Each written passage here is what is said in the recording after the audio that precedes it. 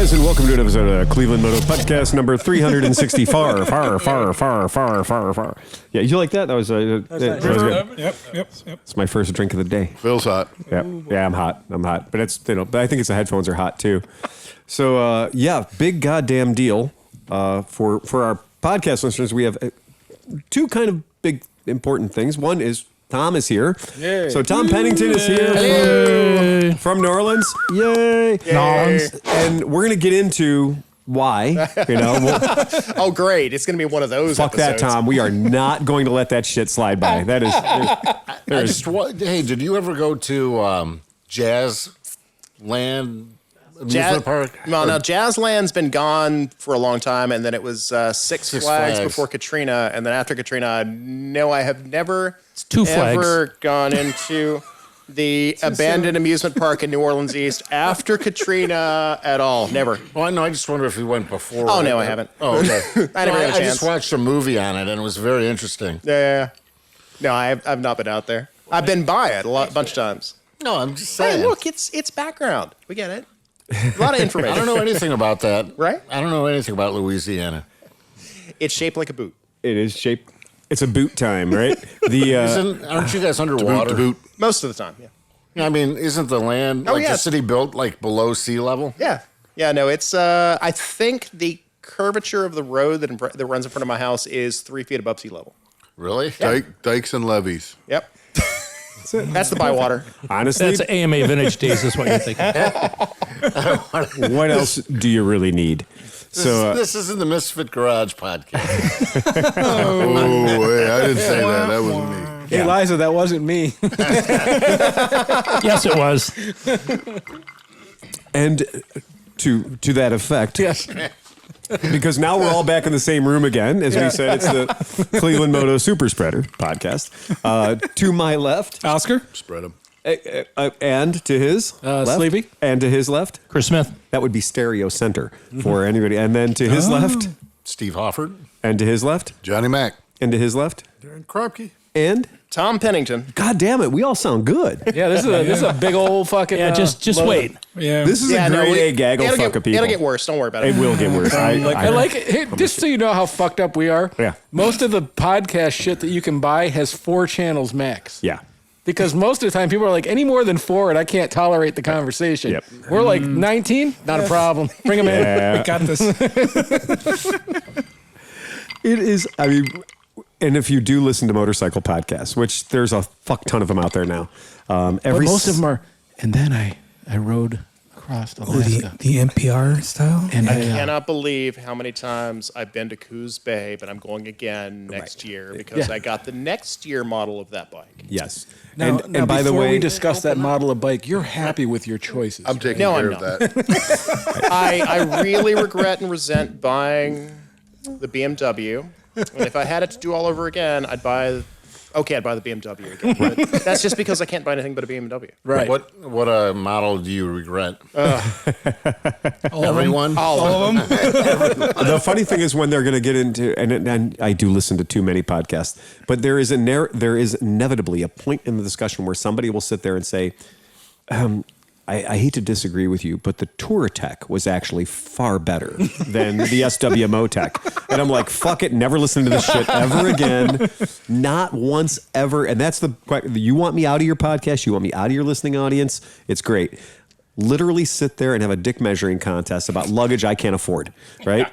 I'm in. Well, and it's... And your onesies. I'm a KLR guy, so I know the difference between all the different milk crates that you can steal. Look, the ones from Kroger are the best. Right, exactly. I know double density, you want that. Yes. No, the old school metal ones are the best. That's true, but they're hard to find. Yeah. And you have to go to the flea market to get those. They used to make and pay money. I'm a KLR guy. I can't pay money for that. Dude, one of the best internet fights I've ever seen in my life was when somebody pointed out that the Tour Tech helmet was just this other brand of helmet that was like $400 cheaper. Yeah.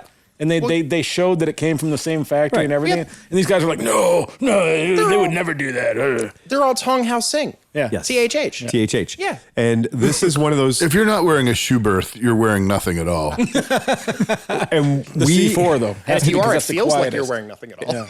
Yeah. And of course, the shoe berth that I inherited from a customer that, had a sudden departure from his motorcycle. Happened. But the helmet was like mostly in good shape. And a couple Except for the debris on the inside. A little permanent marker here and there fixes all that. I've never seen a visor scratched on the inside, but game on.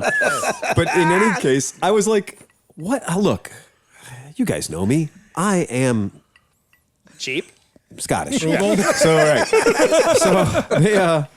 So I got the thing and I was like, okay, it's a good fit. This is the right size for me. And I've had every kind of a bell they make, right? And I have my Bell Dunlop, my Bell Dunlop qualifier. Bell Dunlop, my Bell qualifier, which we got the qualifier deluxes and the Isle of Man livery. It's got the transitions visor. It changes colors. It might be my favorite helmet I've ever had. And I mean, I had Suomi race team helmets that were like proper $800 helmets, but my Bell qualifier is legitimately, I mean, if you get it without the fancy transitions lenses, it might be $120. And if you get it with the transition lens, it adds $100 to the price of the helmet for just that one lens. But it is my favorite fucking helmet, and it's cheap as chips. Don't give me the safety ratings. I don't want to know. Because 71% of the time, I'm riding a Harley Davidson or a Vespa. And you're lucky to be wearing a helmet. No helmet. Yeah. Right. I live in Ohio. Yeah. And as much as people are like, well, it doesn't matter because you know what? I live in California and I'm very happy to have a helmet law because every one of those motherfuckers, when they come to Cleveland, what's the first thing they do? Helmet what? And they're instantly just riding around on bikes with no helmet on. First day at Mid-Ohio. It's great. You don't have to wear a helmet here. You don't have to wear clothes here. Yeah. Like in California, it's recommended. In California, you do the naked ride. It's not a naked ride. Everybody's wearing a helmet. Right. There's a level of anonymity to hide your shame. If we had to wear a helmet, I'd be naked more of the time. Right. But we don't. So we don't. So anyway. The weather also prevents that too. So. Also true too. So there you go. So it is a hilarious thing. But when we get into that kind of that debate, yes, I'm debating on a different level. I'm literally debating helmet versus no helmet. And when you're debating just helmet versus no helmet, if you've got an LS2 helmet, you are wearing the helmet that is sold by like 19 different companies, like you said, THH. These guys are all master level debaters. Yes. They are master level debaters. They spend all day on the internet master debating. And I miss my Marushan. The Marushan helmet. Fits right in. Exactly. Fucking hilarious. But we did, and I tried that Schuberth on, and it was the loudest helmet I had ever worn. I mean, it was straight up like 70 miles an hour. It was like... Is that the one with the neck, like the neck rubber? Yeah. But that was from the crash. Exactly. Right. That wasn't a Schubert feature. You probably need to send that in and get it tuned up. They can tune that up for you. I'd like it to be a nice D flat. Right. Yeah. I mean, it's just probably out of tune from the... Yeah, not a C sharp. I want a D flat. A little different. But the music. F demented. The music fags just totally keyed in on that one. Little JD Weld, it'll be fine. It'll be great. But it is a hilarious thing that they get into those debates on different motorcycle podcasts. I think a C flat would be better. A C flat would be better. A C flat trombone. Only if it's rusty. I like a good E7. An E7 chord. Sus. Yeah, exactly. Yes. Gotta have the sus. Gotta have the sus. So one of the things I did want to talk about, and But for him, it's dim. if you are not aware, one of my favorite motorcycle shops in the world is being assaulted by Russia this week. So there's a Ukrainian motorcycle dealership that I'm quite friends with in Kyiv, right? And so there's a motorcycle shop in Kyiv. Go ahead. So, what's the difference now? Everybody used to say Kiev, and now it's Kyiv on the radio. So is there a reason why that's changed? So I have a question for you. Do you call it Lima, Ohio, or Lima, Ohio? Lima. I mean, right. Okay. So, but we understand that Peru is called Lima. Yep.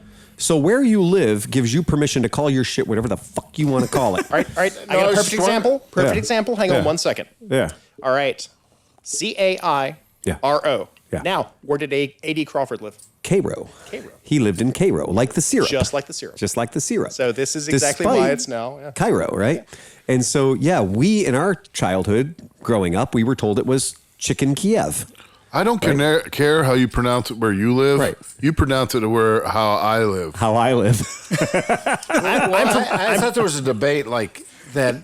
The Russians pronounced it one way and the Ukrainians pronounced it another way. Well, since all the Russians came from there, if you go back to like the old days of Kiev Rus, which was the origins of what eventually those people moved and started Moscow. Right. So I guess we have to say that the people who invented it have the right to change it. If they live there, they have the right to call it what they want. Exactly. So is it GIF or GIF? Fuck you. Because the guy that actually invented it. Really want to start that argument? Well, again, same shit as the other Kiev. and I do agree. Is it mem or meme? Oscar's take is absolutely right.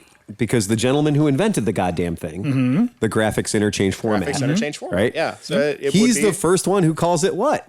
He calls it a GIF. GIF. Because it's not a graphics interchange format. GIF. It's a graphics interchange format. But we digress. Yeah, exactly. But then again, so thank you, Oscar. send all your hate mail to motorcyclesandmisfits@gmail.com. Yep, that's it. So they... Grumpy Sewer Guy at ClevelandMoto.com. Grumpy Sewer Guy at recyclegarage.com. Now, there's a podcast I'd pay to listen to.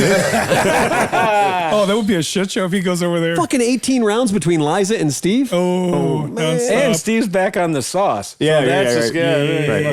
That's a 3-drink minimum right there. Yeah, buddy. Best podcast I love ever. you, Liza. 3 stars. So he love you long time. What I did want to bring up though is because I'm not Cam. So if I could reference another motorcycle podcast, because sometimes If you hit me with that one more time, I'm shoving it up your ass. You've been warned.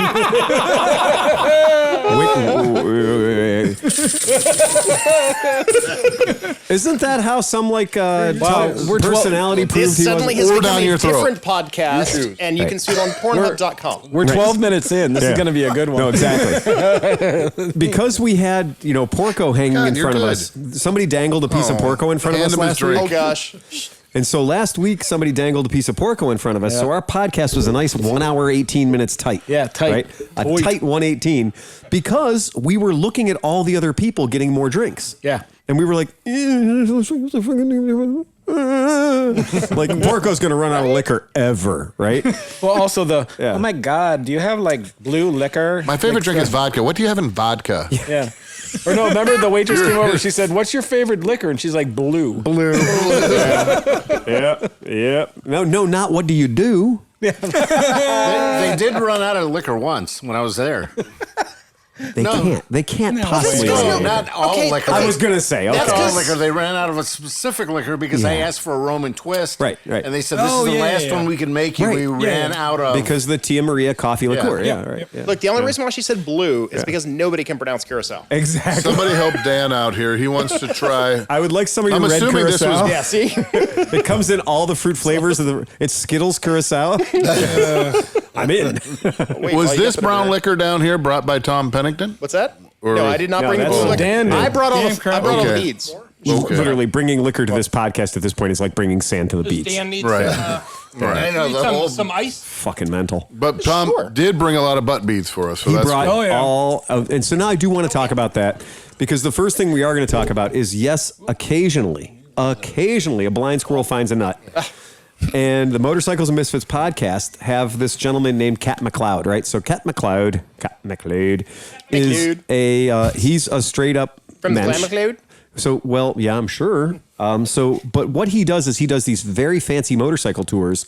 But I've been on a bunch of motorcycle tours, and it's usually like the wine will be at 11, the cheese will be at 11:05, et cetera, et cetera, et cetera. You ride for 20 minutes. But what this maniac does is this maniac takes you to a place where you get a rental motorcycle and you ride through the Alpes or wherever you're going to ride through. They usually start in Munich or something. And you start on a beautiful touring motorcycle, but then you ride for a while, and then they take that motorcycle away from you when you get to a thing called the racetrack. And they take away your touring motorcycle and they give you a race-prepped GSXR 600 or a race-prepped Ducati or whatever. Yeah. And it's I want to like... make it around the track, no Ducatis. Well, depends on whose sponsorship we're talking about. Right. And Hey, if somebody else is paying for the repair, That's true. fuck it, whatever. so the idea being was that if you have got more if you got balls and you got money, then you go there and you don't just do the Alpenstrasse tour or whatever the fuck you're going to do. You're going to go there and you're going to ride on Mugello. You're going to ride on Mugello. You're going to ride on, tracks that you would never have the privilege to ride on. Wow, that's cool. And it's going to cost you some money. Don't get me wrong. But you got to have a certain skill set. Mm-hmm. You can't be the punter of the week and plan to show up and rock it out. But what he did was specifically for the misfits, he dumbed it down to like the point where even we can play. Okay? Because so we're going to be racing buddies around their track. We're all in the same sandbox. Right. Well, what he did was he took the racetrack out. So he took the racetrack out, and what we're doing is July 24th through July 30th of Year of Our Lord, this one, we're meeting in Munich, and for $2,500, you get an extraordinarily high-end motorcycle. Like the shittiest bike they have is a BMW like F800 or something, but they're all new. Okay. That's the fanciest KROMKE I've ever heard of. That is exactly right. But that is the shittiest bike they'll rent you. And then, but it goes up. And so like if you want a BMW R1250 GS, you might have to throw in an extra 50 shekels or something, right? But the point being, nothing less than a 3-star. Breakfasts are included in all, right? And you got a guide, and you're going to do the Dolomites. So you're going to do the Tyrolean Alps. You're going to do... Now, hold on, Steve. We're about to talk about that. Okay. Hold on, Steve. We have a whole podcast. Keep your panties on. I got nervous. Right. That's very nerve-wracking. And you should. By July, Germany probably won't have any gasoline. Well, they won't have any. They won't have any natural gasoline. Right. That's it. So, but what I think is summer. Yeah. Who cares? It's July. Right. Yeah, it's July. It gets to 70 degrees there, at least. Why I think this is important is I did a little checking. Now, you're going to have to get yourself to Munich, okay? But I looked up the cheapest motorcycle I could rent in Munich. And then the numbers weren't making me very happy, so I had to go to Frankfurt to get a cheaper rental. And I looked up the shittiest apartment or hotel I could stay in Frankfurt. And there was no way I could do 7 days for $2,500. It just wasn't possible. It was completely unfucking doable. So now they're going to give you a person that takes you to all the beautiful places and knows the right places to be, and you have the support of a group, et cetera, et cetera. I love everything about this trip because it's affordable. I mean, within reason. Within reason. $2,500 for 7 days in another country. But to me, what sealed it is the number one person who signed up for this trip is Emma. Ooh. So Miss Emma, who does not like airplanes, but loves the Italian Alps, is going to be there, and she's going to be, essentially cool. bike number 2. So the other celebrity guest will be me, because I already paid my money. Oh, well, now we're out. Okay, so now you're out. So the funniest comment is Bagel, our friend Tom. Tom Donahue, we've all known for fucking ever. We introduced him to that podcast, by the way. I take it back. Yeah. Having you as a tour guide in Germany might not be a bad idea considering your past. Oh, and because where all the good brothels are. We know where, right? On all 3 sides of the border, right? So here's my favorite thing, though, is Bagel immediately asked Cat McLeod. He's like, well, Bagel just doesn't ride motorcycles. He's a scooter person. Right. And Cat basically said, well, the place we rent the bikes from is a full service dealership. Let's see if they'll push a Vespa GTS into the spot where a BMW F900 used to be. Yeah. That's a fucking cool thing. Mm-hmm. Yeah. So we'll see what happens, but it's pretty neat. But there is one major fucking problem. Scheduling. So for about 20 years, AMA Vintage Days has been on the second weekend of July. For a long time. Mm-hmm. This year it happens to be the 22nd through the 24th. The 22nd through the 24th. I was kind of thinking that. But I was like, you're right. So first of all, based on the fact that I'm not going to turn my tickets in, have fun at Mid-Ohio without me, boys. If I had the choice between Mid-Ohio or Germany, it's a tough call. Well, and I do have 20 years of experience doing Mid-Ohio, and I haven't been back to Germany in 20 years. Yeah. So I haven't been to Germany in 20 years. It's going to be interesting without all the Trabants everywhere.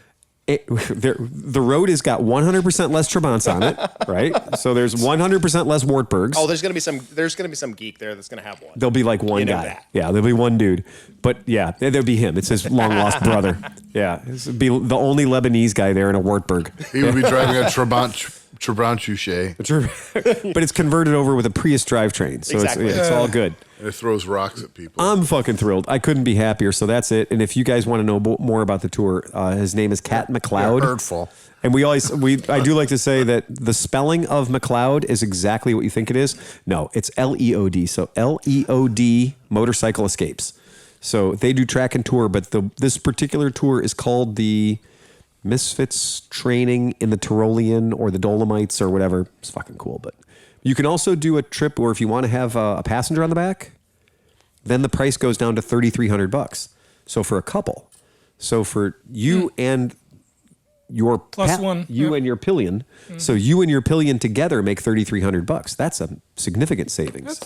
So, somebody wants to ride bitch, you can ride bitch and save a ton of money. Y'all doubling up? Ride bitch. Y'all I think up? the two of you guys are going to nut to butt, and yeah, it'll be great. It'll be super cool. So very fucking cool about that. But that's Leod This Motorcycle bitch don't Escapes. fall off. He's got a shirt just in case. We may just for fun have him on the podcast. I don't think he'll commute, but we may have to somehow summon him on a device or a screen. So we can make that work. But anyway, I thought that'd be fun. Mid-Ohio, yes, baby. Bring it on. You guys are going to have a great time without me. I will give you the keys to all the trucks and all the trailers. Off you fuck, right? I don't know. I'm sure the Misfits will be there. So it'll be standard shenanigans as usual. But I thought the Misfits are going to be in Germany. A couple of them are. Oh, some will still There's make more it. than two Misfits. Well, I'm more than willing to try to play host to anybody I was who gonna decides to show. say. I think this year is going to have to be the John and Steve guitar show. So J-Town in the middle. I feel like we need like a sound stage. I and like a rave. the idea of having. I want to have a rave. I like the idea of it being a musical Mid-Ohio. Well, in Pennington, Drop the they bass. brought Becky brought these from Becky. New Orleans, right? I mean, y'all set up. Yeah. So now for people who don't listen to I'm joking. Everybody nobody. This is not anybody's first time listening to this bullshit podcast. I guarantee it. Tom, tell people now that you've been in New Orleans for how many years? Well, I went to Down and Dirty in 2003 and never left. Never left. So Almost 20 years, dude. Yeah. 29 years. I made it. 19 years in of fun. 2003, I moved to New Orleans, and I'm still stuck there. Yeah. Today's a significant day, though. Yeah. So what's happening a few hours ago? Yep. Tell the folks. So, okay. This is difficult to explain to anybody that isn't in New Orleans, isn't from New Orleans, or doesn't understand Mardi Gras, but this is Muse's Thursday. It's where you clean up all the garbage? No. They don't do that until Wednesday. Trust me. So what happens is there are large parades. And it's nothing like you probably think of, because everybody has a parade in their town. Everybody has a homecoming parade where they have the thing covered in carnations and everything else. They occasionally throw like bubble gum and stuff. And they have the Shriners show up and do loop-de-loops. It's great. I get it. This is about an entire day's worth of parades where you basically start at 8 o'clock in the morning drinking mimosas, and then you end up at the parade about 2 o'clock. And then these giant double-decker monsters with everybody drunk, throwing beads and plastic crap and tambourines and blinky headwear and beads and everything else goes down the street in front of you, and there are bands. Just an outdoor rave. Crews. Exactly. It's the best way to describe it. It is a giant party that lasts for about 5 miles in a straight line. Now, this is all because everybody's heard of Bourbon Street. Everybody's done the Bourbon Street thing that has gone to New Orleans. That's not what you want from Mardi Gras. You want all of the stuff that's off of that. So this is all just from one specific parade. This is from actually Crew of Cleopatra, which was last week. There will be parades today. There will be parades tomorrow, Saturday. Sunday is Bacchus. Monday is Orpheus, which is a huge. It's Harry Connick Jr.'s parade. And then Tuesday, of course, is Mardi Gras. Right. Mardi Gras proper, which is Zulu and Rex, which are the two biggest parades of Mardi Gras. period, flat out. And then everything else, all the locals will be down either in the Marini and Bywater in costume, or they'll be uptown on the route, or there'll be little parties all through all the city. And so this is the problem for people who haven't done this. Yeah. Are the impression they're like, oh, well, a Mardi Gras parade is one day. No. Fuck no. It is not one day. How much time, how many days total, all in? Carnival starts at 12th night, which is Epiphany, which is the 12th day after Christmas. Because nobody realized, I didn't realize till I moved to New Orleans what Epiphany meant. Oh, okay. So what you get is 12th night. And 12th night is the first official day of Carnival. That's when the Funny 40 fellows get on the streetcar and they ride from uptown to downtown doing a giant bar crawl with a brass band on a streetcar. And they stop at every bar along the route, drink all the way down, and everybody's having fun. Right. And then you have a and couple this is things. Literally the second week in January. Yeah. This is Carnival, because everybody says Mardi Gras. It's Carnival. Yeah. Because the reality is it's Carnival. If you go to Brazil, if you go to Italy, if you go anywhere that this happens, it's Carnival. Absolutely. And Mardi Gras is literally one day. It's Fat Tuesday. Yep. But you have almost 2 whole months of festivities. Is the best way to say it. It is literally. And everybody's like, I have to be there for Mardi Gras. Like, no, you don't want to be for Mardi Gras. That's the end of it.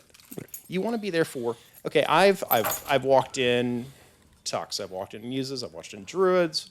I just did Chewbacca's a couple weeks ago, which is a sci-fi parade that marches through the Bywater and the Marini down through the quarter. I was dressed as a best way to say it is cross-dressed tank girl. Right, exactly. Yes. Right. Oh, yeah. Right, yeah. So you're a tank boy? Tank boy. Tank boy. Exactly. Right. Best way to It say is it. exactly right. Spelled And- B-O-I. B-O-I. Boy. Yep. F-U-C-C. No, wait. No, but, people don't realize that UCK. it is more than just getting drunk on hand grenades on Bourbon Street and flashing people for cheap plastic beads like our friend here. Right. It's literally 2 whole months of little parades and leading up to the bigger parades. Right. Leading up to the biggest parades. Yep. And there is something for everybody. And that's what I think is cool. Is that I pulled Modoc? up no, that is the face of Bo. Oh. So, there is... It looks like Modoc. it is Modoc. Because it would look like No, Modoc. it isn't. It's except for it's the face of Bo. That's the part that was played by Captain Jack Harkness. Yeah. Yeah, it's. I'll take your word for it. I am. I don't know. So, I don't know yeah. the name, but that's definitely a Hoover. Yeah, thing. so that's a Doctor Who thing. Doctor And so Who, you're yep. you're looking at that going, oh, isn't that Modoc? And you're like, no, it's a little bit of a deeper dive than that. Yep. That is literally something that appeared in a couple of episodes of Doctor Who. Yep. Yeah. Okay. But you got to be you got to be in on yeah. it. Okay, so it's one of those things. It's one of no, it those is. things, yes. Well, that's exactly. the thing is Chewbacca's literally is because I'm assuming that's from them. That's from Chewbacca. Is literally one. If you whatever your geek is, Yeah, I like that. that's what that parade is. Yeah. And a lot of people, a lot of locals have complained. They're like, why is there this sci-fi parade? Right. Yep. Why not? I'm too far away. Yeah, there you There you go. go. Yeah, let's go. A lot of people have complained. It's like, why is this parade a thing? Right. And, it literally started there was this little bar called the Big Top. It was on CL10. For anybody else, it's CLIO. We were talking about pronunciations earlier. Clio. Clio. But it's actually CL10 to the locals. And what it would do is they would meet up there as a bunch of sci-fi geeks. Meet up there. We'd party for about 2-3 hours. Yeah. It was on, I'm going to get it wrong, but it would run counter to the big parade that was going, I think it was Bacchus. Which would make sense. Which would make sense. Right. Because Chewbacca's. Right. It would run down CL10 to St. Charles, which is the big uptown parade route. Run down St. Charles, run a couple blocks, run back up, and then run back around the corner, and then we'd all party at the Big Top. Festivus for the It literally rest was of just us. around the block. Yeah. And from there, which was literally a couple hundred, if you were lucky, 100 people. Yeah. It has turned into this huge cultural thing. It literally, Crew de Vue used to be what marked the beginning of the parades. Yep. And now Chewbacca's is taking the place of Crew de Vue. What is And if you're not a local, Crew de Vue? Crew de Vue Crew de Vue. is the... Getting into this structure. So, this Crew de is an Screw? entire thing. You have the architecture of Mardi Gras, Yes, of Carnival exactly. is just Yep. this entire thing. Crew de Vue runs through the French Quarter, hence Crew de Vue. Right. VIEUX. Right. Yeah. So Now- that's how big Chewbacca has gotten. Yeah. Right. That's- It's gone mainstream. It's big. Yeah. Crew de Vue is a satirical, political, raunchy parade that runs through the French Quarter. Right. So you have, whatever the political thing of the day is, and lately it's been the mayor. She has been kind of not doing really well, but she did just get reelected. But it runs through the French Quarter, specifically, and then Crew de View and Crew Delusion, which was because we were talking about the breakup of groups. Mm-hmm. Two people have an argument, and suddenly you have 4 scooter groups. Yep. And there's also the Crew de Tot. There's Crew de Tot's on the big Uptown Parade. Crew of everything. But the whole is there idea a Crew de Taint? There should be. There will probably in Crew de View after this podcast. It is the Crew de Taint. I think it's the idea behind it is all of just like taint. We joke that our shop can go from bad idea to a T-shirt in about an hour and a half. Yeah. And with Mardi Gras, the whole idea is that these things spring up. Do what you want. Right. I mean, there's a great song written as "Do What You Wanna." Yep. And I told my daughter today, I gotta be me. I gotta be me. Do what you wanna. Yeah. It's the funniest thing, but I love the idea that in 19 years you are now here. Oh yeah. Instead of at Mardi Gras. Right. I had a couple things happen the past couple of years. Sure. It's been a rough couple of years. I'm not gonna lie. No, it happens. And anybody that knows me knows it's been a rough couple of years. But this year I was working with a dance crew and had a falling out. Mm-hmm. Same thing. Yep. And I decided, I need to get out of town. Right.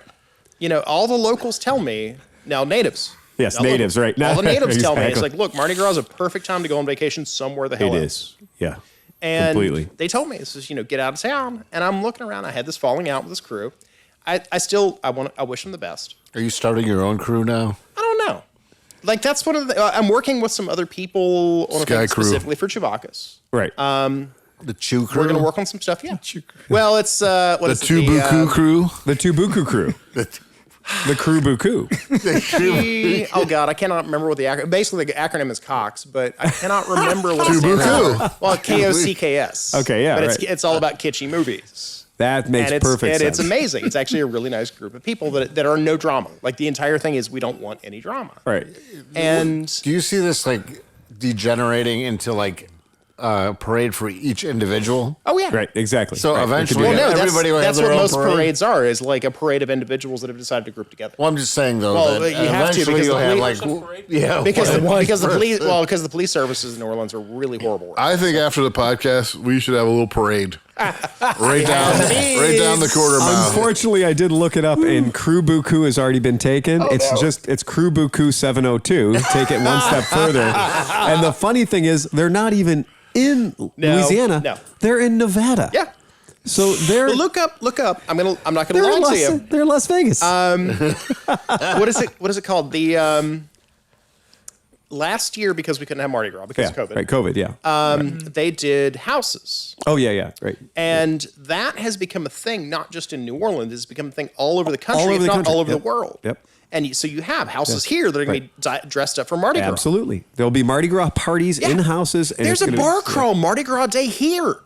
Not lying. Don't we have a bar called Mardi Gras? I think we do, actually. Yeah. yeah. So what is there an official color for Mardi Gras? Purple, green, and You're gold. looking at it right there. That's Wait, it. Purple, green, and gold is New Orleans. Because then I have to light my house up for every Purple, green, like and in the gold. colors of whatever. Purple, You're green, and going to have to gold. get the app and turn the terminal tower to purple, green, and gold. Yeah. The Can do. can do, Yep. right? No, he's Oscar's got it right there. Oscar's Purple, green, and gold. resplendent in his purple, Yep. green, and gold. So that is, but it's fucking great. Oh, yeah. That you're here and that. Well, I is- figured you've been talking about shit. You're talking shit about me for what, for 363 at episodes? least 363 episodes. Yeah, fair enough. So I was like that idea of getting out of the town. You're gonna look funny with that thing sticking out your ass. It's going in stabby end first. I guarantee it. Well, that way the blinky's outside. Right. The blinky's on the right. I have a question for you. Would it make you happy if every time you caught a criminal doing something awful, that you could in fact put them and their name and their pictures on some sort of an internet where it would shame them for their actions? Oh, God. You found my profile? Oh my. So it turns out that in the interest of curbing motorcycle theft in the UK, Oh, no. they have decided to start really making examples of people by literally making examples of people. So this is cool. This is a fresh story. These gentlemen who had... So you're going to get a hoofing if you steal somebody's bike? Check it out. Throw them on the ground, stomp on them? We just call this the morning news. One of those folks didn't get away with it, right? So you take a look at... Really? Yeah, Blisters McMugshot down there. Yeah, Mr. Boot prints on the He face. could've used your Schubert. Boot prints on the face. That dude no Boot prints longer on the has face. an orbital socket on either eyeball, right?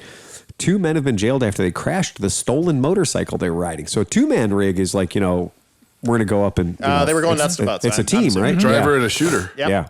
So Or we've all butts to seen butts that. if the guy's backwards gunning. Yeah. So Tristan Fretwell, 25, and Connor Edgar, 20, plowed, or if you're not British, pluffed into the back of a stationary van after slashing a man in his 20s and stealing his motorcycle. So these 2 guys took one dude's motorcycle. Now, the violent thugs broke into their victim's house and attacked the occupant with a knife in his fucking house. I'm going to remind you about the situation. Dude's at home, probably, watching a little Pornhub or something, just minding his own business. Nice bike sitting out there. Let's go in and get the keys. Happens to have... This is why I don't live in New Orleans East. Yeah. Happens to have his motorcycle parked outside. Buffing the column. Which probably is, if you know anything about England, it's probably got 7 chain locks bolting it to a concrete pad, like in his thing. So rather than being outsmarting the bike, they decided to do a carjacking, but a drive-through carjacking. Or a... Housekeeping, Yeah, right? housekeeping. Housekeeping! I would call it more like a bike invasion. It's a bike home invasion, and that's exactly what fucking happened. fucked up. And so how do you go into somebody's home, you stab them, because they literally attacked the occupant with a knife, leaving him with wounds on his body. I thought that was illegal in England.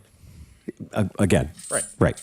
So, yeah. Right. Yeah. Let's let some of the winter blood out. Yes. And so they did. They did a bit of a bloodletting, and they went in, they obtained the keys for the vehicle, right? And all the prerequisite locks. And and off they fucked. And they then collided with a delivery van. Doesn't look like they grabbed a helmet. Yeah. Clearly one of them did not grab a helmet. But this is my thing. I believe that when we find people who are guilty of, stealing fucking motorcycles and shit like that, I believe we should put their faces on the internet. I like that they put them on green screen so you can put some shit around them. That's true. That is true. We can have a lot of fun with these 2 images right here. Dude, wait a second. They stabbed a guy. I would line them both up and get like a Tarted Major feather. League Baseball great with a Louisville fucking slugger. Well, no, what do you think happened to the guy on the Tee right? off right on the back of each of their heads and done. Done. Yeah. I mean, You break into somebody's house and stab the fuck out of them and take Right. their bike. Yeah. I don't want you out on the streets. I don't want you sucking air anymore. and the term is, they didn't knock on the door. They smashed in the back door and went in with a knife and said, give me the keys to your fucking bike. Right? Yeah. So this is the thing, and this is how bad and out of control it's gotten in the UK. This is how aggressive. I laugh in New Orleans. Exactly. Right. Yeah. What you said. Yeah, you want to see some carjacking? New Orleans is not the most corrupt city in America. It's the least corrupt city in the Caribbean. Correct. Right. so this, And that's not saying much for the corruption in New Orleans. on the same exact page, though, what are they doing? They're selling you a bat cave for your motorcycle. So they can't steal what they can't see, and they can't steal what they don't know you have. you can keister your motorcycle. You literally you dig a grave in front of your house or behind your house. You dig a grave. And you put your Ducati in it. And you put your then Ducati in it. You forget you have it because it's in its grave. It's the safest Ducati ever. It's the safest right? Then it rains and it floods the I was shit gonna out. say, for him It that turns into wouldn't a work. swamp. Right, no, it's below ground. Yeah, it's below ground. Yeah. They tried that. They actually tried that in the French Quarter with the trash cans about 30 years ago. No. And now all of them are filled with concrete because the course they are. exact thing happened. Yeah. They just filled with water. So they thought they would put the trash cans But the trash cans underground to make the they city had lids prettier. that would close. So if you walk through the quarter and you're walking down the sidewalk and you see a big round thing that's just Yeah. concrete with metal around it, Yeah. odds are that was the in-ground trash can concept that they Right. sold 30 years ago. Yeah. And they realized that And they every forgot time to it check rained, that you were below sea level. every time it Yeah, rained, right. you get a foot of water in the street, and the foot of water goes downhill, and guess where it's going? That into shit your wouldn't trash. work in Vegas, Yeah. let alone in New Orleans. Exactly. Yeah. Fuck that. That is awful. But anyway, I thought that was great that you could have a vault in your backyard. Yeah, because everybody can. This is totally affordable. Totally affordable. Yeah, you can protect your $10,000 motorcycle with a $70,000 well, if they're still going to go inside your house and threaten you to actually get the keys or whatever and get your bike out of the What kind of hair sewer. has that guy got? Look at that dude. So anyway, again, I love the whole idea. Well, he didn't need a helmet. He's got one built in. Right. Look, honestly, I'm going to tell you something. As a purveyor of male pattern baldness, I'll be happy to tell you that there's a lot of this guy's head you can't see, and he has graduated from the Donald Trump School of Hair Control, or he's in the beginning stages. No, he's actually got a little bit more control over his hair. Yeah, that's the path. Like Jim trafficking. That's the path he's done. But anyway, this motherfucker. Yeah. So Jacob Winnett, fuck this guy. Literally used motorcycles to target 17 houses and stole a brand new KTM. Has been jailed for more than 9 years. What I'm hoping will happen is I'm hoping that people will hear my voice and they will start to look around the internet for assholes that have stolen motorcycles. And you might go, huh, this asshole's 3 blocks from us right now. Exactly. And then maybe if enough people who listen to this podcast look people up and go, I know that guy. Or I know where that guy lives. I'm for a little Deadwood justice. You want to embarrass this guy, really? Yeah. You need to fucking... He got 9 years for stealing a Leaf On. Right. That's awesome. That's about as embarrassing as it gets. Yeah. We need to put airbags right under the seat of your bike, and you can deploy it remotely. Yeah. I'm like, oh, look, you just see a little bit of telemetry. He's going about 55 mile an hour. Yep. Yeah. They've done that. I've seen videos of that. Oh, yeah. The authorities found many items linking into the crimes, including 2 motorcycle helmets, 4 balaclavas, a black bag containing 2 crowbars. Did it have a picture of a dollar sign on the outside? It sounds like he's a comic book bad guy. Oh, one of those things from old No Country for Old Men or whatever. Mm-hmm. Right. With the bolt gun. Oh, yeah. No, that's illegal. That's illegal in the UK. Chute. Yeah, right. That's illegal. Because that's legal. You can't do that. No, it's an air. It's No, an air it's gun. UK. You can't do that. Right. You can't do anything. I don't even know how they stabbed that guy because knives are illegal in Britain. Yeah. If Andrea, if you're listening, I realize you have kitchen knives still. I understand you can actually cut meat, Andrea. It's fine. Well, and I also enjoy the fact it was a filed down toothbrush. Oh, they shipped the guy. That in their list of burglar tools, aka evidence of the crime, several pairs of black trainers, black tracksuits. A little on the nose there, pal. This guy couldn't be a criminal. No, he couldn't possibly. This outfit. Right, and exactly. 2 motorcycle helmets and black balaclavas. This guy legitimately, he is now now we have done you a public service. ClevelandMoto, always here to help. We've now told you what the average British motorcycle thief wears. Black tracksuit, trainers, a balaclava. What is he, a rapper? Wait. He's wearing all black. He's on fucking SAS operations. Wait. First of all, we know he's Romanian. They all dress like JK? Yeah, exactly. Dude, that's called. Do they have the fuzzy hat? Jamiroquai hat. They gotta have the fuzzy hat. So Winnett would go on to use the stolen KTM to continue his crime spree, and along with an unidentified man, attempted to burgle homes and break into several more homes.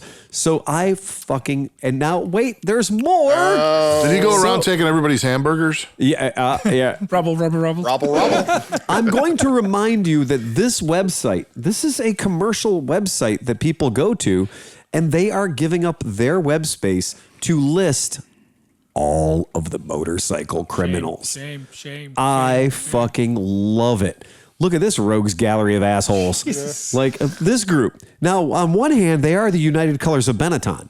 Like they are as ethnically diverse as you can only be. Well, I was surprised to see England. that he had dark skin. I was thinking of, like the last couple we saw and everything. Right. I was like, Yeah. if something like that happened here, I'd probably be thinking dark skin. Yeah, of course.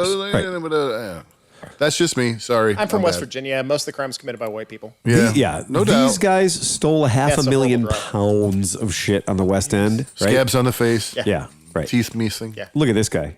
Oh, he's beautiful. Look at him. Oh, Honor man. student. 20 years old and now is completely airtight. He's going to do well in prison. Yeah, I was going to say, in prison, that dude is straight up. Yeah, that is not going to be cool for him. Oh, yeah. That is not going to be great for him in prison. But I love it, and I say, let's do that more. So if you know somebody that stole a motorcycle, If you'd like to send their information to Cleveland Moto, we will shame the fuck out of them. Well, now. This happens in New Orleans. You're going to laugh. Yo, I'm sure it does. This happens in New Orleans with stolen bicycles. Right, yeah. Because the cops don't do anything about stolen bicycles. Anyway, it doesn't matter what town you're in. They just don't care. Appreciate the motorcycle thing, but if we're going to start going after people, right. It doesn't have to be for stealing motorcycles. It does. There's a lot of better things. Yeah, but for Cleveland Moto, it has to be specific thing. Right. Okay. Specific focus. Right, exactly. I hear you. Okay, we'll do that. Bike Index Let's stick with one thing. I don't care how many Buick LeSabres they steal. Right. Give a fuck, right? Nobody cares how many Buick LeSabres they steal. Right. We have a major problem in our town with anything that looks like a dirt bike. Right. Yeah. So anything that looks like a dirt bike is getting stolen. Or a catalytic converter. Right. We have an entire Facebook page dedicated to I got my dirt bike stolen. Right. And when you see that stuff, you're like, that sucks. I love this guy that was so dedicated that he tracked his stolen motorcycle all the way to Romania.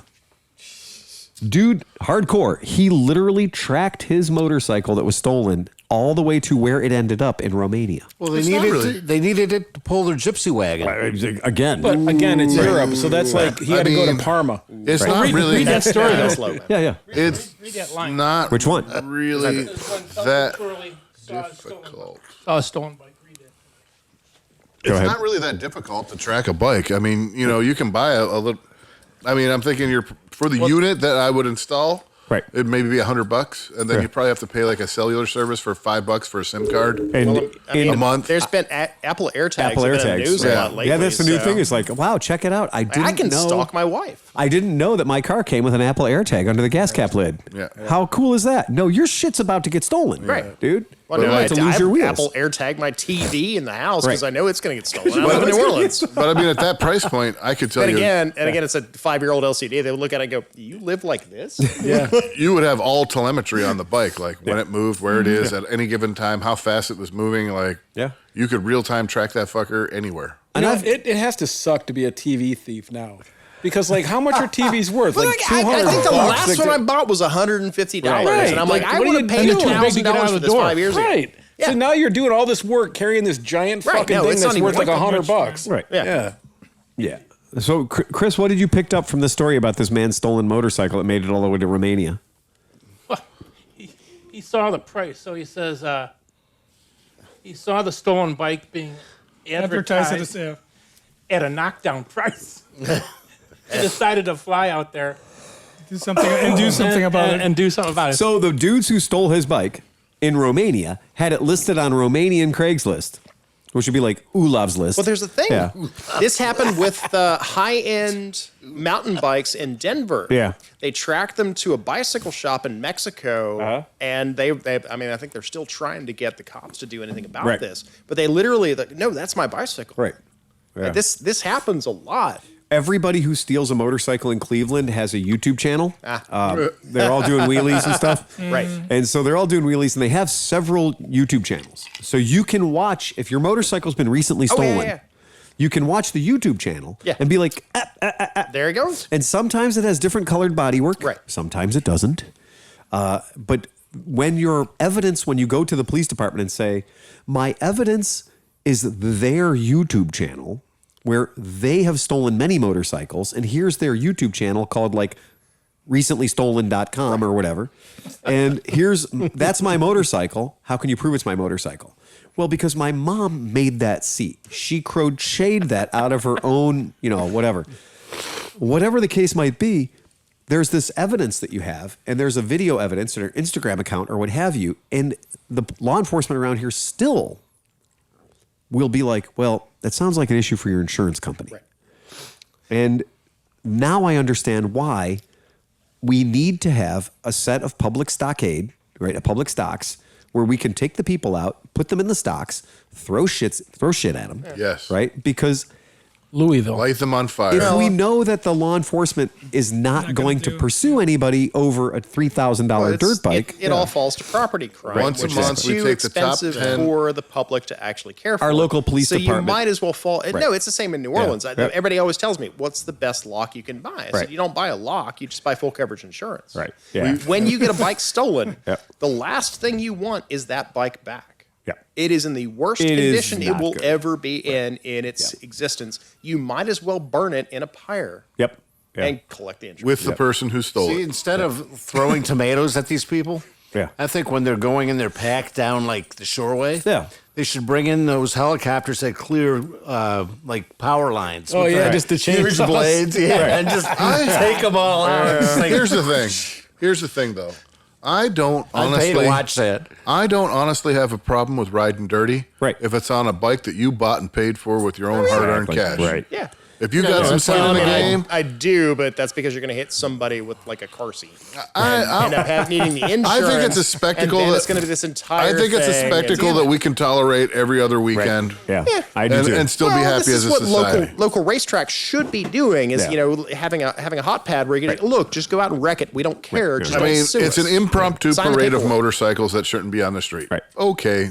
Yep. Everybody knows it. Everybody just says, okay, stay the fuck out of the way. Let them blow through. Do what they're doing. Right.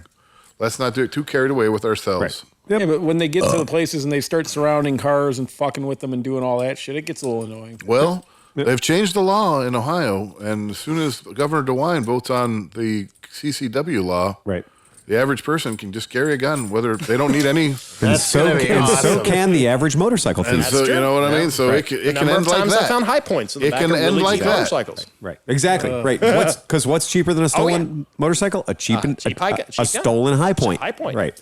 Right. Because there's only one thing cheaper than the world's cheapest handgun. A stolen world's cheapest handgun. Exactly. But they are pretty reliable. 60% of the time, every time. Now, the other problem we have is that some of Britain's law enforcement agencies are using MP3s to get that. Okay. I haven't been a police officer for a very long time. And you didn't write an MP3 when you were. Long time. I helped build 6 KLRs for Cleveland Police. Exactly. I know what they got. Right. If I went to work tomorrow and somebody said, your job enforcing the laws here in London are to operate a Piaggio MP3, I would rather be a bicycle cop. I might have to fake an injury. Right. Yeah, I might have to fall down and break my speculum or something. Give me the mountain bike. Give me the mountain bike. I will be the guy in the spandex shorts. Yeah. You just go up to the first stoplight and pretend I could be Lieutenant Dribble all day long. I'm in. Yeah, I'm in. No. They're great to ride. I don't want to fix it. No. And I don't want to be seen on it. No, and they're not great to ride. No. Well, no, it actually is kind of fun. No, it's like riding a motorcycle while wearing underwater diving gear inside of a large plastic cocoon, because the whole trick is when you ride any other motorcycle, your brain can visualize what the front wheel is doing. I can feel when I run over certain strange objects and things like that. But here's the thing, Tom. And you buy back in the day when you buy cheap tires. When they had the MP3 and the whole 250, thing will slide really great. You took an MP3 250, jump off of it, and jump onto a GTS 250, a GT 250. But why was I on that other bike? But the fuel pump's going to be bad in the GT 250. So MP3's guilty of that too. The same fuel pump, bro. It's actually easier in the. It is easier in the MP3. Yeah, it is easier in the MP3. But my trick about the MP3 is I'd rather have one wheel that I know what it's up to, as opposed to having two wheels that aren't giving me a vague goddamn idea what's going on. I'd rather have one wheel that I might be able to get off the ground than two wheels that I'd never get off the ground. Well, yeah. And, we know servicing MP3s. Oh, yeah. It is, I do not know if on planet Earth anyone has ever built a motorcycle less fun to service than an MP3. Because in just the feature that makes it an MP3, because if it was an MP2, I wouldn't have a problem with it. But the fact that it's an MP3, everything in the front of that motorcycle is a fail point. I will never do those steering head bearings ever again. Never again will I do MP3 steering. But yet they all need it. But they all need it. I was going to say. Well, because every Piaggio at that era needs them. Why? Why would they need steering head bearings? I mean, it's not fair. One of the problems is that you have to take literally everything out. Yeah. It's when people are like, "Oh, but it's not like there's triple trees going up to it. It's not like the whole bike is riding on the steering. It's literally got quadruple trees. Oh, yeah. It's a study in unnecessary garbage. And it literally is. And people are like, well, yeah, but it handles great. If it did, Valentino Rossi would have ridden one around Mugello. If you want to tell me, the best part is Yamaha doubled down on this idea and built one of their own. Oh, wait a second. Yeah. Let me pull up all the pictures of the Niken race team. Because there aren't any. Okay? Fuck you. There aren't any pictures of the Niken race team. Yamaha has an amazing racing program. Look, Dean, if you're listening, Yeah. Hold my beer. Let me race that. Exactly. And the MP3 falls into a corner just like a bike that's been dark sided. Like you go and then it's all of a sudden you're like, whoa! Like it doesn't corner. Now the best trick literally still is putting on the fork lock while you pull up to a stoplight. Yes. Like da da da beep. Again, it's stupid human tricks. Oh yeah. It is now they have now MP3s for people that didn't know. Now MP3s have reverse. Yeah. Oh gosh. Oh yes. So it is a BMW LT now. I know, except it's So different. does on this Steve's snowmobile. Yeah, but of all these vehicles, only one of them will only remain erect. Not me. We'll need to talk about this later. I have an incident. MP3 and erect in the same sentence really isn't going to go anywhere. Almost never going to happen. It's almost never going to happen. Let me show you my MP3. Right. Look, dude, I am not clicking on that. No. My inaugural ride, so back in the old days when we used to have scooter clubs, my way to get into the Jedi and Knights... And dinosaurs. Yeah, right. My way to get into the Jedi Knight Scooter Club, among other things, but... Sword fighting, we get it. The kids call it docking now. They call it docking now. Yes. I'm out. Touching tubes. Just going to go for the wet seal and walk away. But one of the rules of the club was you had to go on a ride... People are fucked up. With the Jedi Knights Club, right? So you had to go on a ride with the Jedi. So at that particular rally, this is a long time ago, but at that particular rally, I had taken the first MP3 that we ever got. And I took the first MP3, and under the giant cavernous seat of the MP3, I had made a margarita bar. Yes. So I had a traveling margarita bar where you could start from the beginning of the ship and end at the back of the ship and have any one of 6 margaritas, including salt and everything else that you needed, because the MP3 was... Tahini. I would like to say the MP3 went both ways. You could enter her from the front or enter her from the back, right? And that's true with the original MP3s. They had a back hatch and a front hatch. Yep. It was the only scooter that could take home an 8-foot Subway sub. Yeah. No fucking problem. It could not be tall. No. Right. No. But as long as it was wide or long, you were fine. You were fine. That's what the ladies say. As long as it's wide or long. If you had one of those, what do they call those long skateboards kids use? Those really long skateboards? Longboards. That's what they call them. Yeah. It's like they had a name. You could put a longboard under the seat of an MP3. Oh, fuck. Let a hipster find out about that. Yeah. That shit'll fucking and the turn explode. signal still works, and the brake lights still work, and everything else. No, they didn't. So they didn't work when you started. But anyway, we decided that in order to get this silly event, I wish Renee was here for it. Well, we decided we were going to do a ride to celebrate the Jedi, my being knighted. Yeah. And so we did a 3-up naked ride on the MP3. Okay, what was the order of the people? Me driving, Renee midships, and then Scott Hyland. Scotty was the tail gunner. Yep. And then Scotty was eventually swapped out for Josh D, I think. That makes sense. Yeah. Yep. So we had made this awesome 3-up traveling cocktail bar. Right. And so, then you soiled it with your naked assholes all over it. It usually would be clothed assholes. Little mud prints. Look, any motorcycle. Chunks in my margarita. Look, any cool motorcycle I've ever sold has got somebody's DNA on it. Right. Yeah. And what was funny was the terrain at the terrain at the Niagara Rally there were some really big hills there. And so we were like, fuck it, we're going to go over those hills. And we realized it was like, it was elephant grass, but you couldn't see what was under it. So an MP3 was not the right tool for the job. And we did some very light dumping of that vehicle, you know. And sometimes the best thing is using the wrong tool for the right job. It was totally the wrong tool for the right job. And Renee now has a whole phrase. If you ever see Renee, just say, hey, Renee, make the 3-up face. And she will give you the 3-up face. It's not a good face. No. It's like somebody just stabbed her. I was in the right place. She was so angry. Must have been the wrong time. At first, she was like, yeah, let's go on a naked ride. It'll be fun. I was like, no, we're going to take the MP3. Must have been a good time. The reality is, it's just because it was Josh D. Well, first of all, it's an MP3. Right. No, but second of all, it was Josh D. It's got to be an MP3 way. Yes. Oh. It's an MP3 way or the freeway, bitch. You know, just because we don't have it here. Right. Rim shot. Rim shot. Hey, speaking of rim shots, so I discovered a rim shot. Oh boy, That's a segue. That's a real segue there. Well, he does live in Wellington now with all the sheep. Well, I discovered somebody stole the wheels off my motorcycle yesterday. So all day today I was searching tirelessly for them. I stole your thunder, Smith. Jesus Christ. Ride fast and take chances. No, too early. He's here all week, folks. Can't let it go on that. Try the veal. I had to take your glory, dude. I had to get the worst joke. I feel bad that I haven't done. That is a pretty good example. I did find a picture of the Yamaha Nick and Race team. No, that's not the Yamaha Nick and Race team. That's a WR, it looks like. That's a WR, yeah, exactly. So that's not the Yamaha Nick and Race team. That's not it. I did see a go-kart. We did see a motorcycle with 4 wheels doing a wheelie.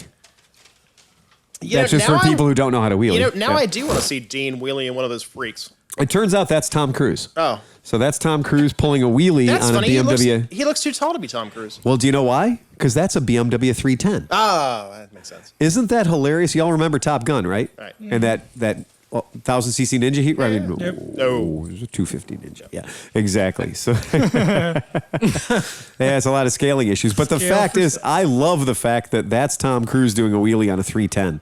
Oh. Yeah, he makes that bike look like a proper GS. I need that tailpiece. Oh, wait, actually. it's a GS. Did you hear there was a fire at the circus? Uh-oh. It was intense. Oh, that's At least too bad. mine was motorcycle related. Can we please have a real joke from Chris Smith? Chris. Never trust stairs. They're always up to something. Jesus Christ out loud. Man, that's terrible. And let's just warm up Chris here for one more. Why do you tell actors to break a leg? Because every play has a cast. Jesus Christ. That's fucking awful. Let's let this up to a professional. Right. Yeah, we should. All right, and A doctor was addressing a large audience. The material we put into our stomachs is awful. And it's so awful, it's killing most of us while we're sitting here. Red meat is awful. Soft drinks corrode your stomach lining. Chinese food is loaded with MSG. High-fat diets can be disastrous. And none of us realizes the long-term cause of the germs in our drinking water. But there is one thing that is the most dangerous of all that we have, or will, eat. Can anyone here tell me what the food is that will cause the most grief and suffering for years after eating it? I can. After several seconds of quiet, the 75-year-old man at the front of the row said, I got raised his this. hand and said, Wedding cake. wedding cake. Wedding cake. The other side of that joke is what's the one food that kills a woman's sex drive for the rest of her life? Wedding cake. Wedding cake. Wedding cake. Wedding cake. Not hey, true. You guys Not were true. talking about the I was three going up to say face. cheese. We were talking about the 3-up face. This picture that's about to come up on the screen, Wow. that's 3 dudes. Is that y'all at band camp? That's nut to butt to nut to butt. That is band camp. But they're all masked up. Tres amigos. Hey, at they are- least they're not social distancing, but at least they're masked. Exactly. But those 3 gentlemen were using machetes to steal motorcycles. So the idea was they'd show up 3 up on the bike, and then 2 of them would jump off and threaten somebody and steal their bike, and off they'd fuck. So there you'd go. So yeah, and there's actual video of the crimes in progress. As you can see, it is literally one guy holds the bike, the other 2 guys go off with machetes and steal motorcycles. So again, fuck these people, right? I mean, this is it. This is just. At least we could shoot them in Ohio. Again, I want to burn them at the stake in a stadium. Yeah, I got to, and I don't think that's. I think that should be an AMA Vintage Days event. I don't think that's cruel or unusual. I think the AMA Vintage Days event should be that the people who they have stolen from should get to do whatever they feel is. I think it should be a trial. Definitely should be a facet in our criminal justice system. I wish somebody would steal my bike. That a judge gets to, that there, maybe we have rules on what the maximum and minimum is, right? But that the actual people who have been victimized should really pass the final And sentence. I think instead of going on trial, you should go on trials where you are the event, where you are the obstacle that everybody gets to use dirt bikes. And it will be a new kind of trials event. I I'm using my snowmobile. When I was in the all I'm saying is we got ice screws in all of our SSRs. Yeah. Look at the end of the day, Caligula had a few good points. Yes, he did. I used to even noked him, bitch. Yeah. I like the red hat meat slicer. Let's just bury everybody in the ground and put the little twirly things. When I was in the hobby industry, there's these huge events. They take place at the AMA museum or whatever. It's like 44 acres of grass, and they have like helicopter events with RC helicopters and everything. When you go to these, it's like 5,000 or 10,000 people, but everybody's involved in the hobby, kind of like when you go to a scooter rally or something. So nobody locks their trunks, nobody does anything because it's all your friends or people that you kind of know, whatever. Well, the one year, somebody figured out that nobody locks shit, so they weren't really part of the scene, and they came and they started to steal stuff. Yeah, and they got caught. Yeah. Oh dear. Yeah. No cops were called. No authorities were called. Yeah. That guy woke up out in front of the museum in the street at like 5 a.m., like, unable to move for quite a while. You remember 15, maybe 20 years ago now, at AMA Vintage Days, we all leave all of our shit open. I mean, it's just wide open. Nobody would think to lock just like Barber, anything. It's like Barber. The whole idea is nobody would steal my shit at Barber because their shit's nicer. You got a shit ton of bikes. You've been drinking all night long. You're ready to go down. The last thing you're like is, all right, well, I got to go lock up all my fucking bikes. No. Yeah, we didn't lock up shit, right? Well, 15, maybe some odd years ago, somebody caught somebody else walking away with their toolbox. Oof. So they left the toolbox on the tailgate of their pickup truck, and that looks an awful lot like my toolbox. Yeah. Frontier justice is the best possible way to say what happened. We heard about it because we were doing the swap meet, and they came up and they told us, they're like, yeah, some guy got caught stealing a toolbox, because we were like, yeah, we'd never locked anything up. We leave thousands of dollars worth of parts out all night long on a tarp that says, $10 pull part. Yeah. I mean, at best, you push like things a little bit away from the main avenue or something. I'm paranoid. You see me, I lock my shit up. But I don't lock it up for the thieves. I lock it up for you assholes. Because, look how many times did you get to ride your own bike at Mid-Ohio, KROMKE? Once? Yep. Two or 3 times. And how many times did it get broken? 3 or 4 times. One more time than you got to ride it, right? And that's the thing is, it's like... There's one person in this group which, he seems to really like breaking bikes. Yeah. And crashing bikes. I don't know me. I don't want to point him out. What are you talking about? But maybe sometimes for his own good, it's just a good idea to try to keep bikes away from him. Yeah, oh, man. He really doesn't know me. Why is he judging me like this? I'm going to show you guys the sore dick deal. Here we go. Yeah, we're going to have the sore dick deal. Oh, God. We talked last week about the headlighting kit for the SSRs. Ah. Right? Oh, yeah. We talked about that. Oh, yeah. Well, The $140 version, right? All right. Well, hold on, boys. This is... Hold on to your hats. Wait till you see this. This is this week's pit bike sore dick deal. Anybody know what a sore dick deal is? You can't beat it. That's right. All right. Fair enough. It's like another man's dick. You can't beat it. Right. So... Well, in your case... I'm gonna show you guys that a little bit ago. How are you going to get to the Alps if you're not going to? So does anybody know what this little piece of wonderfulness is? Chain breaker. It's a chain breaker, Yeah. right? So it's a chain Anybody tool. wants to take me to the Alps, I'll give you a good handy. And so You'll be the satisfied. trick is, the reason it's a chain tool and not just a chain breaker is because, in fact, you can use this to disassemble and to reassemble. This is just, we say it's a chain breaker, but it's actually a chain installer as well, idea. right? And this is truly... You put the chain in there and it breaks it. It breaks the tool. Right. So, So this you see where I'm coming from. Yeah. So this is truly China's finest piece of crap. Wow. And this is a piece of garbage tool. On the side, there's some sort of a cuneiform, but it doesn't matter because suffice to say, this particular tool, it's stamped on the side, says 420. Shut up, Steve. It says 420 and it says 530. Okay, so that means it works on chains 420 to 530, which is or it works for that many minutes. Exactly right. What it doesn't say is that you must erase the top of the rivets with a die grinder first. But the point being, like, if you said, okay, I need to buy a chain breaker, and you went down to the local scumbags or Cycle Gear or ClevelandMoto, whatever, and you said I need to buy a chain breaker, somebody might charge you $20. Okay. But not at ClevelandMoto. No. Not on Amazon. Y'all know what these are, right, Tom? I'll send you one. There you go. Right? There you go. You can pass that around, right? Right? A link of master? It's this is one of them. They're clip style master links, right? So this is anybody who's ever worked on motorcycles knows these fucking intimately. You always put the clip portion in the direction of the rotation of the chain. So the reason for that is not what you think it is. It's when you're going through deep, grassy, nasty shit, the grass and stuff doesn't grab the clip and rip it off. So when your chain is going, basically you look at your chain when you're putting it on. Everybody's like, well, which way does the clip go? Okay, now you need more information because what part of the clip do you call the clip and what, there's a lot there. Just visualize it. It's not a clip, it's a magazine. Yeah, thank you. Right. So if you could imagine this thing going around and around on your chain, imagine it were 1,000 little fingers trying to rip it off. Which direction would you want it to go? That's how you install these. That's, forget anything you've heard about, like, the clip goes towards the back or the power or whatever, because the chain's got a top and a bottom. So fuck you. All right. So anyway. So I'm at about 100% about being able to put that little thing on with a set of long nose pliers. First time. Every time. So pride yourself. You should. Pride yourself. You absolutely should. He did it on the CB500. Yeah. No, believe me. Pride yourself. Right. People that have never put one of these on, people that have never been like, oh, that looks easy. No. Not when you're on the side of the road.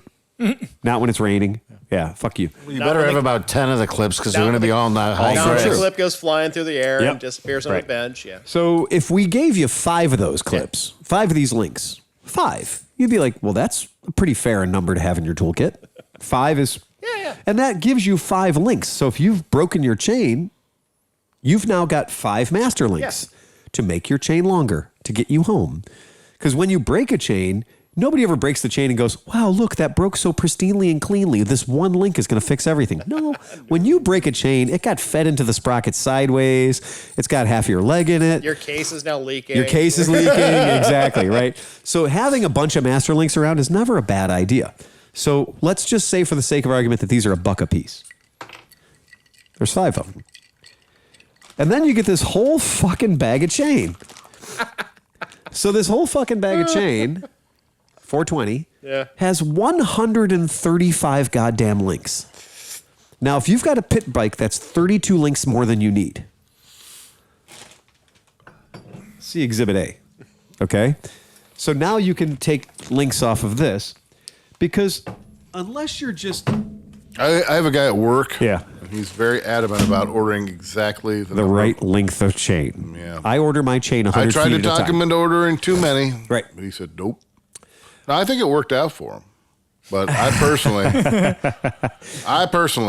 worked out perfectly. Again, if your motorcycle says it takes 102 links...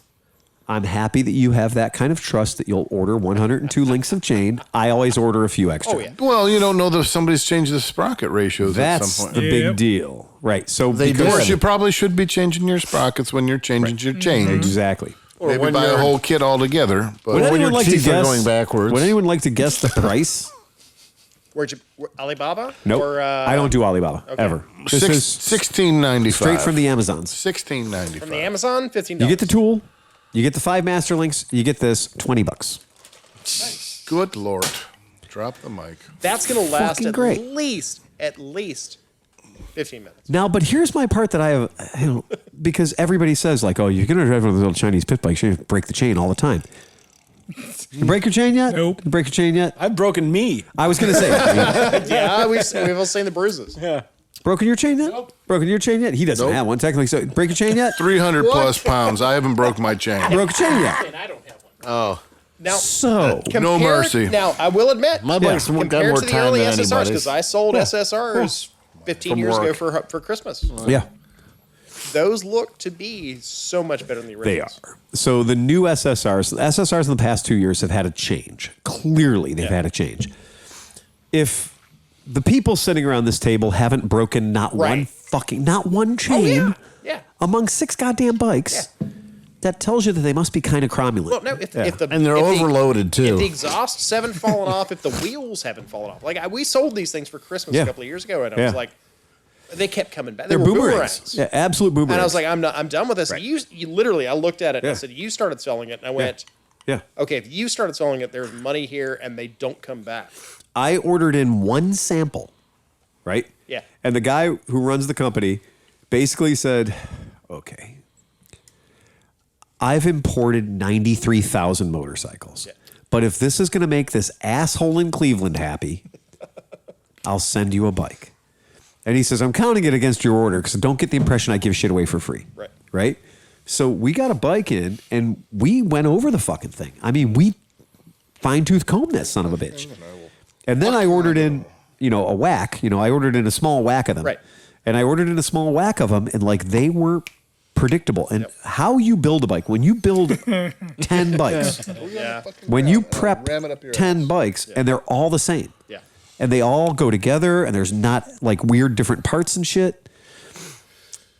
That's what we got with the SSRs. The SR 125s in particular, they were consistent. Yeah. So consistent that we could have a build off and let people randomly pick which bike they were going to build and know that everybody was on fair footing. Mm-hmm. Now, somewhere on less footing. I was going to say, right. Because we had 6 bikes built and 6 different people built them 6 different ways. Yeah. Right? We know that. Well, yeah. Yeah. So everybody's got a system. Exactly. And what we found out was that there were at least 6 weak links in the building process. And then there was Chris giving liquor to the 7th link. To the weakest link. Right. The weakest link. And meanwhile, what I can tell you is the bikes themselves are fine. Right. The bikes are great. You are the weakest link. Right. But for stuff like that, now you did discover the master link. The clutch thing I gave you? Yeah. That didn't work. No, it's really weird. So the one that is adjustable. Yeah. The fancy. You were there with me, right? Or no? But I put it on, so I didn't touch anything, right? I just took the thing off. I really don't pay much attention to what you do. Okay. Right. Yeah. Well, I took it off, and it would not pull the clutch. It was really weird. The same motion, whatever. I could adjust it all day long. Nothing happened. And I was kind of like, well, I probably fucked the clutch up. Right. Yeah. But I went back, and I ordered the normal one for $4. That's just, the non-adjustable whatever. The non-adjustable one. I came in, I put it on, and instantly it worked perfectly. Yeah, so we've... you just didn't have the right fulcrum. That's probably it. Yeah, it was just too forward or back or whatever. I tried to get fancy, and that was my mistake. I was literally looking at parts for SSRs because what I can say that's magical about this is... I would ride that Valley on an SSR. Oh, I'm fucking all over that. I'd ride that Eagle on an SSR. But what I think is hilarious is... Tom's dealt with this, and I've dealt with this. One of the biggest hitches of owning any kind of a motorcycle is getting the parts you need when you need them, right? Absolutely. And so it was always like, well, I'm not going to buy a Moto Guzzi because there's not a dealer on every corner. Yeah. You're absolutely right. Oh, yeah. I'm going to ask you this. Did you buy your Toyota at a Toyota dealership? Some people may have. Okay, but I'm just going to say for the sake of argument, 2008, I bought a Toyota at a Toyota dealership. I'm going to tell you the number of times I went back to that Toyota dealership for anything. Squatouche, as Chris would say. Not fucking one, ever. Squatouche. Yep. Squatouche. I never went back to that dealership for shit. Not for a spark plug, not for an oil change, nothing. So if there was a Toyota dealership at the end of my fucking street, it wouldn't have mattered. Exactly. Yeah. So people that come into my shop and be like, I buy a Moto Guzzi, but there's no Moto Guzzi dealers around. I'm like, you're standing in one, cock knocker. Well, number one, yeah. Right. There's one number meter two, from where you are right Harper's has been in business for how many years? Forever. Well, I want a bike where I can just take it in and they'll work on it. Yeah. That literally is what do you think I do? Right. You're standing in my house, bitch. Right. All right. So, but what I thought was hilarious is that on these bullshit SSR pit bikes that we have, every goddamn part of it is on Amazon. That's weird. Man. If you're not trying to be fancy, you spent $4. Yeah. They're literally knockdown CRF 50s, which is the best part about them. The bodywork is identical to a CRF 50. Right. But I still can't find a goddamn seat that has a lot of padding on it. Yeah, you know why? I think you need to lose your padding to work on that bike. I think it's the other way around. But toughen your asshole up a little bit. Yeah. Do your Kegels. Fat asses. You need to start doing your Kegels. Yeah. And this yoga. I recommend yoga. Yeah. I do not for a second. I'm like, yes, you can complain that the seat is too hard. It is. Stop using the seat. Well, yeah. You're supposed to be standing on the pegs anyway. Exactly. Not on ice. Right. You stand on the pegs on ice and you ain't having a good day, dude. No, I would say that changed my whole science. Everything I've ever learned about riding a motorcycle went out the window the second those screws. I'm like 301, 302, 303. And I was like, I wonder what this is going to be like. And then we went out and I was like, it is like nothing I've ever done in my life. Yeah. I just like how you can't wheelie those bikes on grass, but on ice, they wheelie. Not joking. Yeah. Completely not joking. Well, you've increased the friction alone with the screws and the grip. I can't wheelie it. I don't say this often. I cannot wheelie that motorcycle on asphalt. But I can wheelie the piss out of it on ice. Well, the wheelie's a lot easier when the fucking back wheel breaks through the fucking ice and cuts through the ice. I spent the better part of a half an hour to the audience out there, to the audience at large. Yeah. Phil has just admitted he cannot wheelie. There is a motorcycle. I cannot wheelie. No, but you can just on ice. But apparently, Phil, I cannot get it up. Wait till after this podcast, dude. I wheelie a Buddy 125, no problem. People are like, well, I don't know if that bike's fast enough for me, and I'm like, come out in the parking lot. Yeah. And I'll go out in the parking lot, and I'll be like, yeah. Oh man, I was chasing people down. I bought one at Barber. I was chasing people down on their parade lap. Dude's on like an Interceptor. He's like, yeah, wham her down. You know, doing a fat boy. Yeah, we're going. I'm like, yeah, I'm on a Buddy 125 doing 65. I'm chasing you down.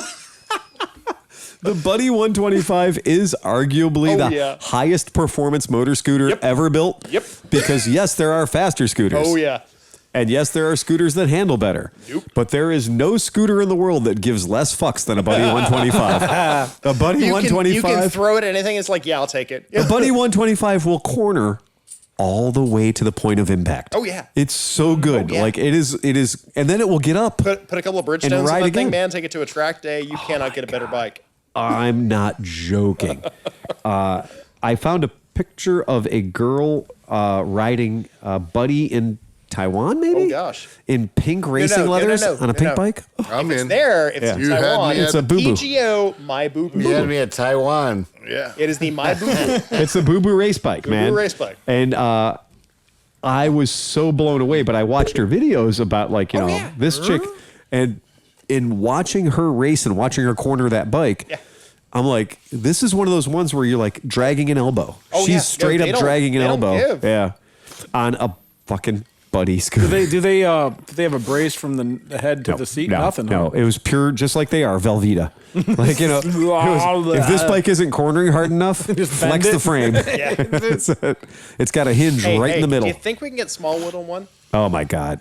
Yeah, that would be the thing, man. That would be it. I love the Buddy for one reason. It wasn't really fitting right, so you just go, and then it's bigger.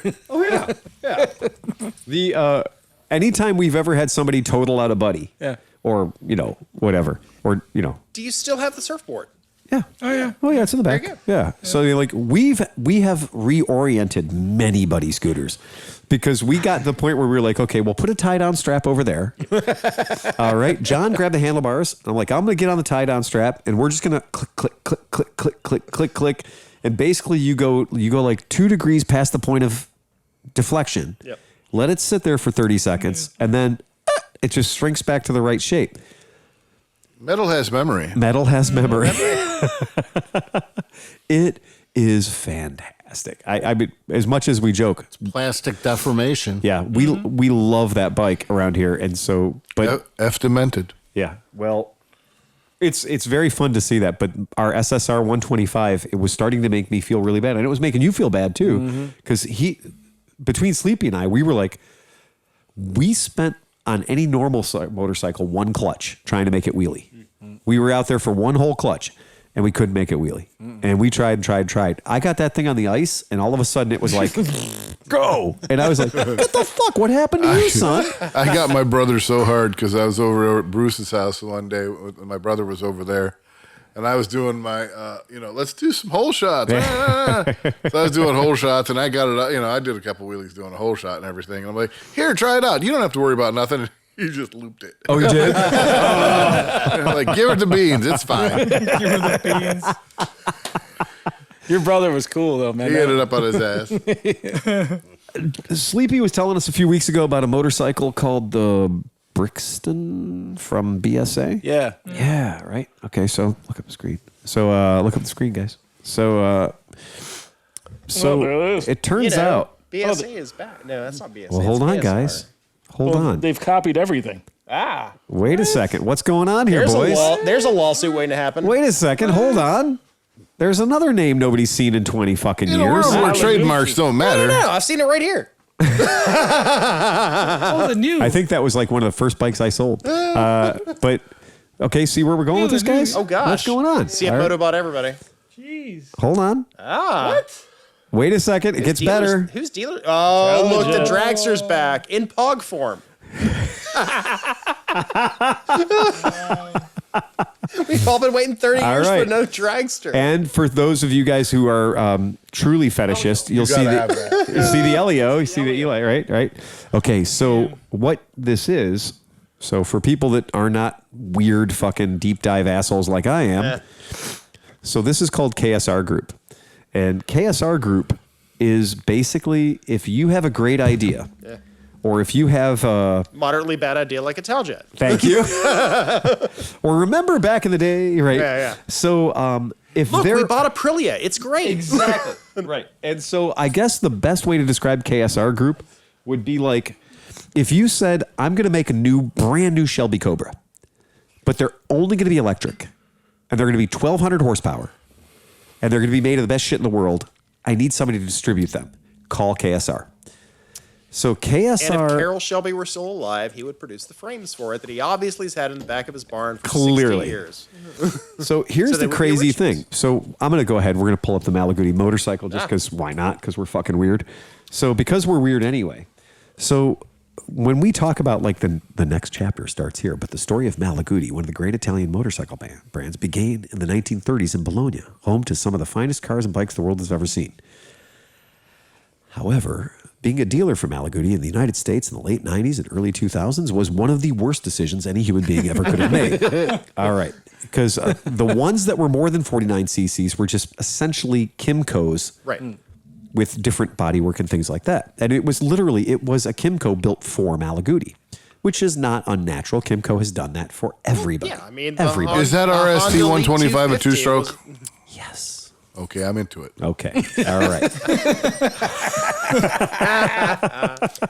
Are you rubbing your nipple? So we're talking about... well, he wasn't until I'm intrigued. That. Right. I'm intrigued. But what I can tell you is that I do not believe that any of these Malaguti motorcycles, which are only distributed through KSR, come out of any place near Bologna. Yeah, because it's No. It's You pronounced it wrong. It's baloney. It comes from Ibonia. It's a very small town in China. It's a little town right next to Zhongshan. Bologna. Uasa. Well, no, actually, it's probably a sector of Zhongshan. Of Zhongshan, exactly. My baloney has a But first name. again, It's much like Vespa. They come from Italy.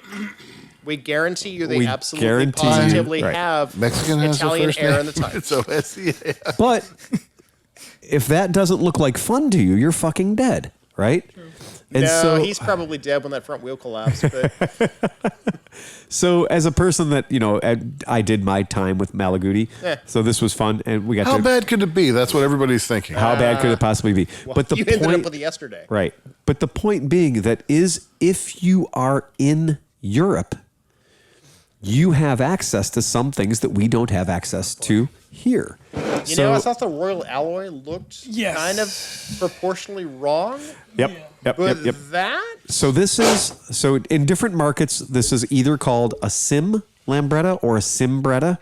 But what it is it is a Lambretta, and this is one of the most hotly fought after words in the industry. I'm sure there's probably a lawsuit already. Oh, yeah, absolutely. But this is the one that we can't get in this country because of lawyers. So this is a Lambretta that's made by SYM. So SYM builds a Lambretta. I'd buy that in one second. No, see, they've got the United States read out there. Yes. Are you sure we can't get it? Because there are SYMs in the United States. That's true. Just not this one. So, exactly. So that's not the same bike as the Royal Alloy. No. Because it doesn't have the shocks or anything. No.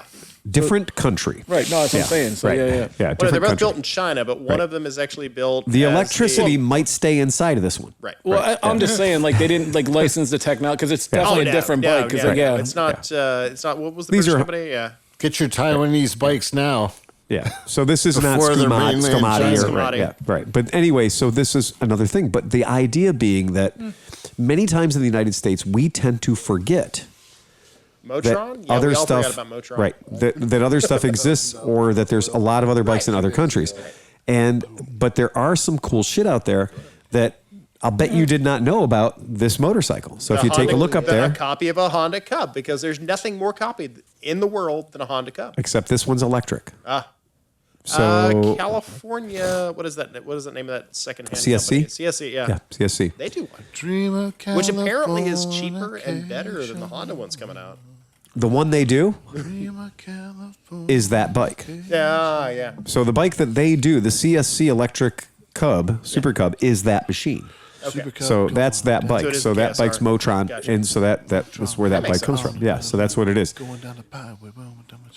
So, and then of course Brixton. So we talked about, in previous podcasts we talked about that kind of thing, and so this is another one that is just a bike that a lot of people have talked about, but where do you get it? I dream of Anglo-fornication. It is Anglo-fornication, big time.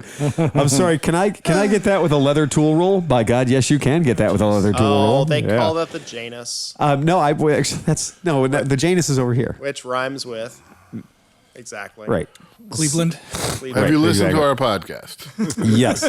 These are the jokes, folks. Yes. The Brixton, but the Brixton. Now, by the way, see that little brown thing on the side behind his knee? Yeah. That technically has a nerve.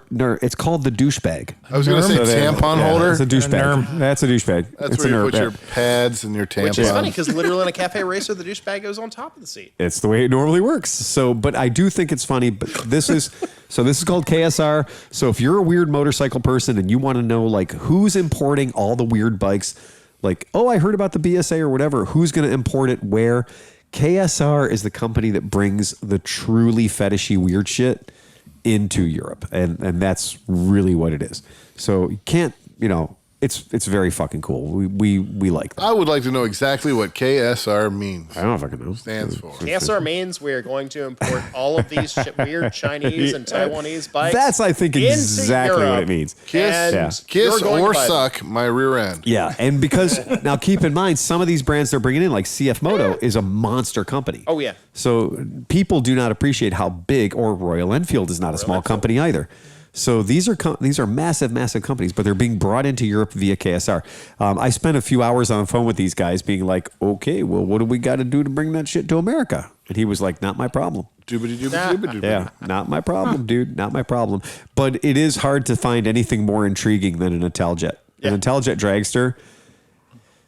Yeah. No, I take that back. I still want what is it? The Torpedo 125 dual cylinder? That was the formula. That was the formula. The Italjet formula. The twin cylinder 125? Well, only one of the cylinders was functional. Yeah. The other one was just prone to overheating. Yeah. Twingle. Right. Was it a Twingle? I've only seen the one. It's a two-stroke. The one at... just Twingles are two-stroke. I know, but this one's a proper... No, it has side-by-side parallel twin. Parallel twin. Yeah. Two-stroke. And it was at... what was the Columbus Rally? Yep. At Columbus Rally when Smallwood still had the shop. The Columbus Rally? We were in a Italjet. Columbus and Rally? that was an amazing bike, and you're right. All it ever did was overheat, but I still want one. Tom Carpy had one, and eventually it blew up enough that he did. Oh, no, that was just the Formula 50, and he put the 200 motor Exactly, yeah, that was Which Alex Tassi never made the rear brake for. Well, Phil's rule is you got to blow it up 4 or 5 times before it's ready to race. It's not ready to race until it's blown up at least twice for real. Yeah, for real. Because otherwise it will blow up while you're racing it, and that will kill you. But the Italjet Formula 125 it had everything that the dragster had. It was, I got to pull that picture up. Give me a second here. This bike had everything that the dragster had, that weird center hub steering, like all the weird exotic-y shit. Yep. But what people didn't get is not only was it a two-stroke, but it was a twin two-stroke. And like, when you get down, like as freaky and weird as you want to get. I want a Rattler 200. Oh, yeah. Why? The 110 does wheelies all day long. So. Oh, now they have a Rattler 200, but it's a 4-stroke. I want that Derby 50 dirt bike. Well, again, go right ahead, man. That's it. Knock yourself out. But I can't remember, and I'm not sure if it was the Peugeot, but which I think it was the Peugeot had the supercharger. And I think, I'm not mistaken, I think it was a Peugeot, but I think that it was and it came from that way, Peugeot's Jet Force. So it was a Peugeot Jet Force. And we had tried to become a Peugeot dealer to get that one bike. Because the guy that had a supercharger, a two-stroke with a supercharger. Oh yeah, no, because we had Speed Fight 100s in New Orleans, and I went, I want one of these, and I can't get it. I can't get it, and I had signed up to be dealer, and they had sent me one Peugeot Speed Ache, like Speed Rake without the R. Yeah. So I thought it was more like headache. No, it kind of was. It was. Trust me, I tried to make an Elysia run one time. And it was a standard Minarelli 49cc two-stroke and everything else. And it was cool, and it went about 16,000 RPM. But right up there, that's it went. Yeah. So that is a supercharged. Yep. Yeah, supercharged scooter, and that bike. Again, people just fucked up because. Had they brought that bike into the United States, Americans will buy things just because it has the word supercharger on it. It will make no goddamn sense whatsoever. But Yamaha still makes the YZ125 and the YZ250. So there's your motor. Yeah. Now stick that in anything. Stick it in a like start take well that's what the Aprilia RS125 was. Oh really? It was Aprilia built a frame and bodyworks and put a YZ125 motor in it. So imagine doing like an RS250 or, you know what I mean? Like just the beautiful two-stroke motor, modern two-stroke, fuel injected and everything like that, in a really nice light racing chassis with, bodywork. Yeah. And that's, so I'm trying to remember the name of the company. It might have been Scooter Innovations, but they did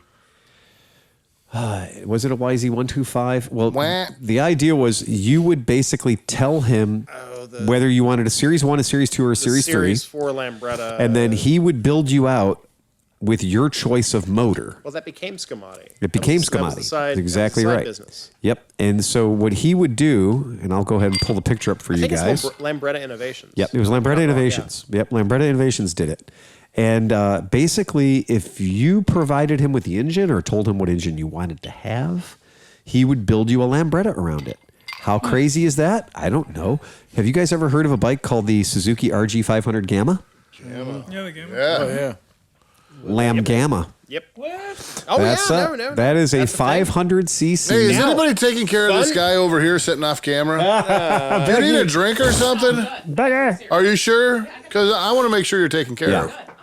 So very entertaining. Yeah, so the Yikes, that's a low bar. So the fact, right? The fact that now I'm gonna let you in on something here. Yeah. I'm gonna let you because we all know the Royal Alloy is dodgy. Right. But at the end of the day, it is a tube frame. It's just like the Stella. It's tube frame. It is inexpensive as all get out. Right. And it has all of the space plus 10% in the back that a Lambretta does. Right, exactly. So when you're talking about an RG500. Right. And Wait a second. You cannot be talking about an RG500 and a Royal Alloy. Oh, no, I can. Trust me. I'm not I don't know how you're doing this. This guy has never met me. So just to kind of give you an idea, this guy. So what you're suggesting is we could take a Royal Alloy. Oh, yeah. And we could stuff an RG500 4-cylinder two-stroke. It is a Lambretta Innovations frame, Scamati build. You could do it, but it's just the cost. You're going to spend $25 grand. So what about? First of all, you got to buy an RG500. What about the letters? I want the RG500 Gamma. What about the letters RZ? Oh yeah, because you can make the same thing. I want the RZ. There you go. So now, if you're talking RD, so no, but you see the or trick an is, R5 or something like that. I had an old RD powered Lambretta. Air-cooled, not very hard to fucking... Sean Stanley's got one. They're not that hard to put together. Yeah. But that one's got liquid cooling. Yeah. Right. And that makes it different. Banshee power. Same thing. Yeah, it literally, Banshee's literally that's what it RZ. is. Yeah, that's what it is. So that's a Lambretta that's powered by an RZ 350 motor. But wasn't James talking about a guy who actually made a kit to make you could buy a twin-cylinder Lambretta motor. But why would you do that's that? That's a Forza kit, yeah. So they're like, and they try, And they built those, they built the original one in Italy back in the day because there was going to be a twin-cylinder Lambretta. It just never happened. It was too expensive to build. There wasn't the demand there, etc.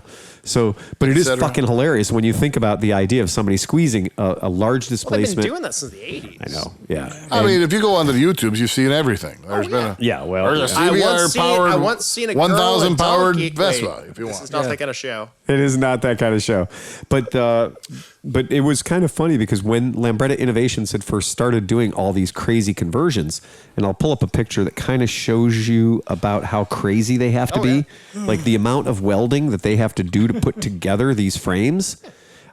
This is probably the best picture of it, and the workarounds that they have to make happen to get these big ass, Japanese racing motors. Well, because the first ones were literally just like Typhoon 125 motors and stuff. That's exactly right. That's how they started. There and then went up. They started with this very small motors, and here's their original website, Series 5. Yep. And that prototype that we had here at the shop forever, that was a Vespa GTS 250 motor squeezed onto a Lambretta frame, that we had the prototype here for like 6 months. Dumbest thing I ever did was give that thing back. Oh, yeah. But we did give it back, which we shouldn't have done. Yep.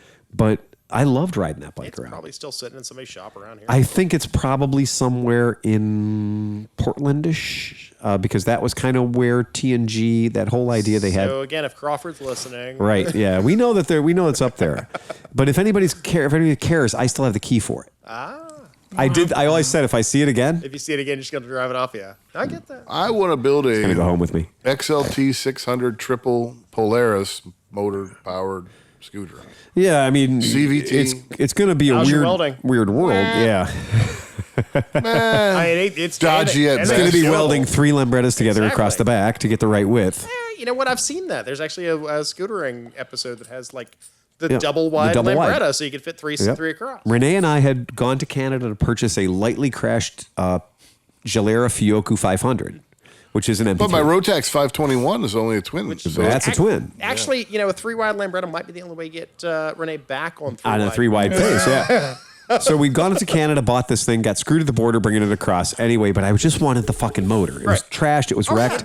But I had I got a Heinkel. Right. So I've got a fucking Heinkel Tourist.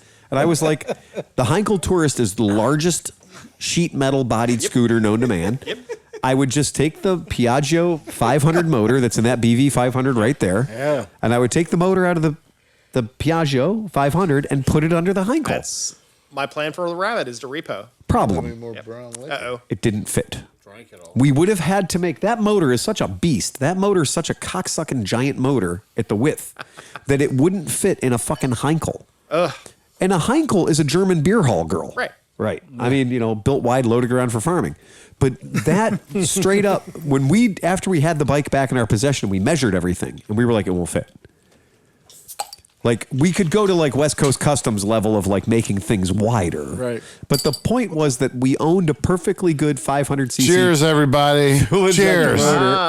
And that bitch wouldn't fit. So sometimes, you want it, but you can't have it. How is that wider than the Helix motor? I know it's the same size. A Spacey motor will go in no problem. A Helix motor, 250 motor will go in no problem. I'm telling you, that son of a bitch is a wide fucking motor. The Helix is... Helix is like vertical, not horizontal. It's right in front. It's vertical. Right. There's nothing wrong with the Helix motor. By the way, it's not the Linhai 260. The Helix Elite 250 motor might be one of the greatest, boringest motors ever built. There's nothing. You can adjust the valves from the outside while it's running. That's recommended maintenance. John. Yes, sir. You can adjust the valves. Yeah. Yes, sir. From the outside. Yes, sir. While it's running. Yes, sir. Unlike the Reflex 250, where you're like, no, I got to get around that freaking frame spar. That's something that, for any motorcycle that has less than like 20 horsepower, externally adjustable valves should be a thing. It should be like mandatory. The only thing is, too, you only need to do it by once in the life of the motor. In the life of the motor, right. But the idea is it was just so fucking trick and so cool to be able to do it. Had little levers on the outside. I had one with 50,000 miles on it, started making noise, and the guy pulled it from service. And I'm like, all right, cool, I'll pull it out. And I realized it wasn't the small end bearing, it was a transmission bearing. Yeah. It just gave out. It just failed. Yeah. There are motors that are there are motors that we are lucky enough to have worked on. Oh, yeah. And then there are motors that are like, fuck you. What the shit? Don't ever bring me another one of those. Yeah. We're done with that shit. So anyway, I thought that was kind of funny. Yeah, you're right. So sometimes you're like, oh, the kid's going to be good. Look at his parents. Oh, yeah. And then the Elite 80 came out. The Elite 80 comes out. Yeah. Smedleys. Oh, Jesus Christ. Smedleys. Fucking terrible. Smedleys. I think we do know. No, it's today. Today's Thursday, though. The guys, Greg Castillo's band is playing tomorrow night at Smedleys. Oh. Yeah. That's it. John, are you playing tonight at... No, I'm here. Are you sure you're not supposed to be there? And everybody at Working Man Brewery thanks us. Oh, really? That I'm not there. I am by far not the worst.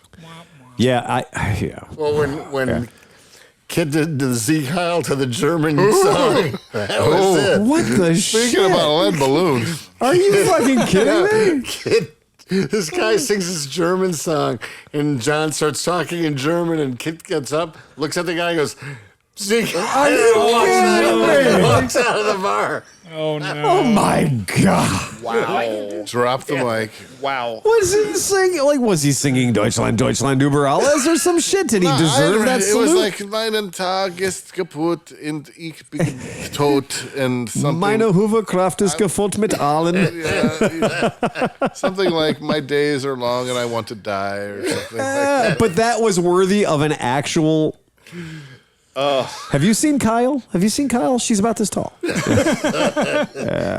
no. Of course, I hear now in Canada, if you beep your horn twice, that's like Heil Hitler. No. That's what they're saying. No. Well, no. You have to beep your horn 77 times because H is the seventh letter of the alphabet. So you have to beep it 77 times. That's H-H. Do you know how exactly rude what you're saying. it is to have to beep your horn twice in Canada? Oh, Yeah, you're going to be mad. Oh, man, I am so mad I'm beeping my horn twice. 1, 2. That is Hitler. That is totally Hitler.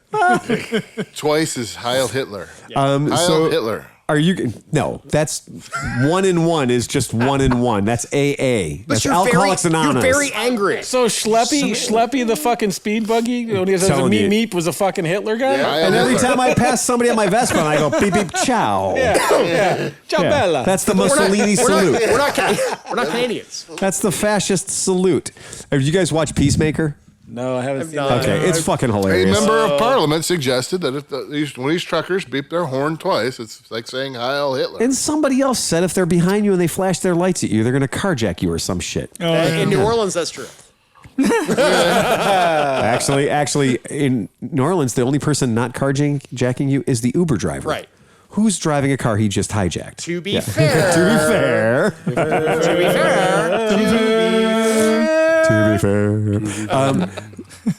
But in Peacemaker, the guy's dad is a Nazi, right? The guy's dad's a white supremacist. And I thought it was such the little chef's kiss that the guy's vanity license plate said 14 words. So for people who are like in communities like that, there's only people that were truly either white supremacist adjacent or in social help groups and like being aware of shit would know about 14 words. And so them deciding that his vanity plate said 14 words, I was like, that is a deep dive of the highest fucking order. I have no clue what that means. It's a white power thing. You can look it up. That's your homework for tonight is look up 14 words. But anyway. No, because I watched 2 documentaries about Hitler and now all my fucking recommended shit is Nazi stuff. Oh, this is really going to fuck your shit up. Oh, your algorithm's about to get screwed. Oh, my God. Oh, they're coming after you. You're going to get audited. Yeah. But they're going to throw you in jail in Washington, D.C. Because I watched the History Channel. My bad. There's a whole thing. It's like 14, 88s was 88s is Heil Hitler. Yeah. 77, right? Yeah, exactly. So the 88s were Heil. Everything. 88s These days, Heil everything's Hitler. Of course. Yeah. You know what? Look, I had to wait 5 minutes in line at Wendy's. Worse than Hitler. Isn't it 88? Isn't that like It's German the Holocaust. 88? I'm just glad that they're not blaming Obama anymore. The ice cream machine is Thanks, down Obama. at McDonald's. It's totally the Holocaust. I did watch the conspiracy on that. That's true. That's real. That's true. That's real. Well, the company Fear that dear had Bearden. that had the tech that you could install to figure out why your machine was which is proprietary, was broken down. Yep. They got sued, and I think they countersued. But Well, I think that the ice cream machines at McDonald's were also made by John Deere. No, So you couldn't service them. Right. Yeah.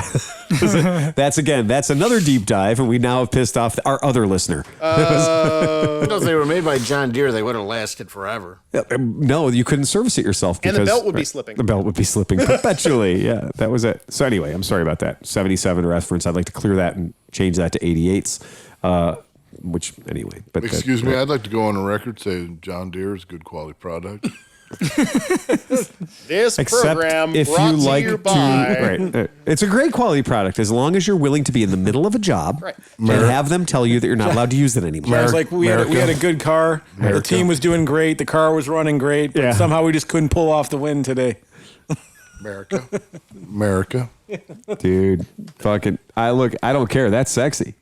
That's sexy. 65 horsepower Lambretta? What's that, Ronald McDonald's scooter? Yeah. It can be whatever you want when it blows past you. Yeah. Fucking. Yeah, that's it. That's shit, I only have 12-inch wheels or 10-inch wheels. Yep. Yeah. Everybody's got to give a little respect for that. Yeah, that's pretty badass. But we're not going to go. We're not going to do a deep dive into liquid cooled 350cc Lambrettas. That would be stupid. Well, the silly thing is, Next when you look at a episode, Lambretta cylinder and everything, there's so much meat. There's like 10 millimeters of metal. The problem is... Why couldn't you just bore it out to like a 300? Do you realize what it's attached to, though? Right. A Exactly. Lambretta motor. Yeah. Look at the screen. Bore it out to a 300. You might as well... Oh, there's Stoney's bike. Yeah, there's Stoney's bike. Yeah, one of our friends runs a shop called Oddball Customs. That's a good space to go, by the way, if you're just looking for something to look at. It's called Oddball, traditional spellings, Oddball Customs. I would really love to own your chopper Lambretta, but I'm just not nearly enough dirtbag to ride that thing. Well, he's done an electric supercharger. So he's done a supercharger that is actually run on electricity. He's also done nitrous power. Stoney is a fucking mechanical genius. But insane. Like, I'm not worthy. Insane. I'm not worthy. Yeah. I wanted that bike to run. We were so close. It's right there. It's right there. There's no reason why that bike's not running and rideable. Right. I agree. No, And it wasn't me. right. I didn't hold it back. Does it say Wasn't me. Lambretta? Is there Lambretta anywhere on it? Yeah, it's That's why it won't run. Show them your Lambretta chopper. Where's the Lambretta chopper? It's it's in my house now. But it's literally stretched chopper, stretched in all possible ways. Bat frame, the whole deal. And I got it from Gobshite Tom. Yeah. And then I detuned it down to a regular LI 125 motor, so it would no longer kill you. But when Tom had it, it would just fucking murder you. So it was a bad thing. But it is right there. It is right there. And it says Lambretta, which means it's not going to run. It is better. Put air in the tires, gas in the tank, go for a ride. Yeah. It is one of those things. There's we'll pull this one up just for fun. We worked on that thing. We were getting it ready for a rally or something. It was going to go to the rally, and then it didn't go to the rally. I mean, I've done a couple of wheelies, but I've never done a 15-foot long wheelie in one spot. So it's one thing to say you did a 15-foot long wheelie. It's another thing to say that you did a 15-foot long wheelie and never moved an inch. Yeah. That's it. So, but yeah, that's Stoney. And Stoney, that was, when he was younger. But Stoney, Oddball Customs, very fucking cool guy. Stuff. Yeah, he does great stuff. So he makes everybody happy. When we are considering our near future of buying motorcycles, I have to warn everybody. The latest offerings came down from National Power Sports Auction. You guys, you remember when we used to talk about, I'd go to the auctions and I'd come back with a list that was 17 pages long, 3,000 motorcycles, and we'd get to pick which ones we thought were cool. More than half were Harleys. More than half were Harleys. So today's announcement for next week's National Power Sports Auction, I'm going to tell you guys, it's pretty awesome. There's 400 motorcycles, not 4,000, 400. 270 are Harley Davidsons. Called it. Boo. Yeah. Yeah. Wow, that 60-month went really fast. It did go fast, didn't it? It went really fast. But what kills me is looking at them and seeing the prices that people have been paying for them. In many cases, these motorcycles are maybe 2 or 3 years old, lightly repossessed, just fresh back into the system. And they are all selling for more than MSRP. Now, that is something I want everybody to take a second and think about. If National Power Sports Auction, which is a place where dealers go to, you can't go in there. You just can't go in and buy bikes there. You can't go like, oh, this is my stack of cash and I want to buy some bikes. Fuck you. No, you have to be a dealer. You have to have a dealer's license and you have to have a letter of credit with them for several $100,000. So it is literally restricted to people who should be buying motorcycles. Mm-hmm. I looked at the results of last month's auction and all of the, hate to say it, maybe 200 bikes out of 400 sold, but all 200 that sold were well the fuck above retail. Not wholesale, which is where a dealer should be buying it. They're being sold higher than the MSRP of the vehicle for a 2 or 3 year old bike. I used to say, who the fuck is buying these things? But I know their names and I know what shops they own. I know where they work. I know what they drive. These are people that I consider my contemporaries. I'm done. I won't buy anymore. I'm fucking out. You're looking at scarcity. Yeah. You're looking at people buying notes. Yeah. I mean, this is just Fuck getting it product out. on the floor. We have a question over here. Yeah, fire away. Grumpy Sir Guy would like to speak. Everybody, please be silent. Quiet. Especially you. Quiet. No, I peruse the ads every single day. Yes. And I think the best deals out there now are Gold Wings. Yeah, except for The fact they're gold wings. No, I'm saying that the price, I think that the clientele of the Gold Wings is either dying off or... No, I mean, or something, because the price on a 1800 is actually plummeting. So I think that it's going to be, in the next year, it's going to be a good time to buy a Gold Wing. Excuse me, could you stop pulling the nipples off that tire over there? I saw you doing that. Don't touch that tire. Okay. So I'm gonna burst. I'm gonna burst somebody's balloon over technically here. those are really called fast. nipples. I'm gonna burst your balloon really quick. No, you're not. You know what the problem with the Gold Wing is? With the Gold Wing purchasing program that you're talking about? What the problem is? The problem is, you've said the magic word.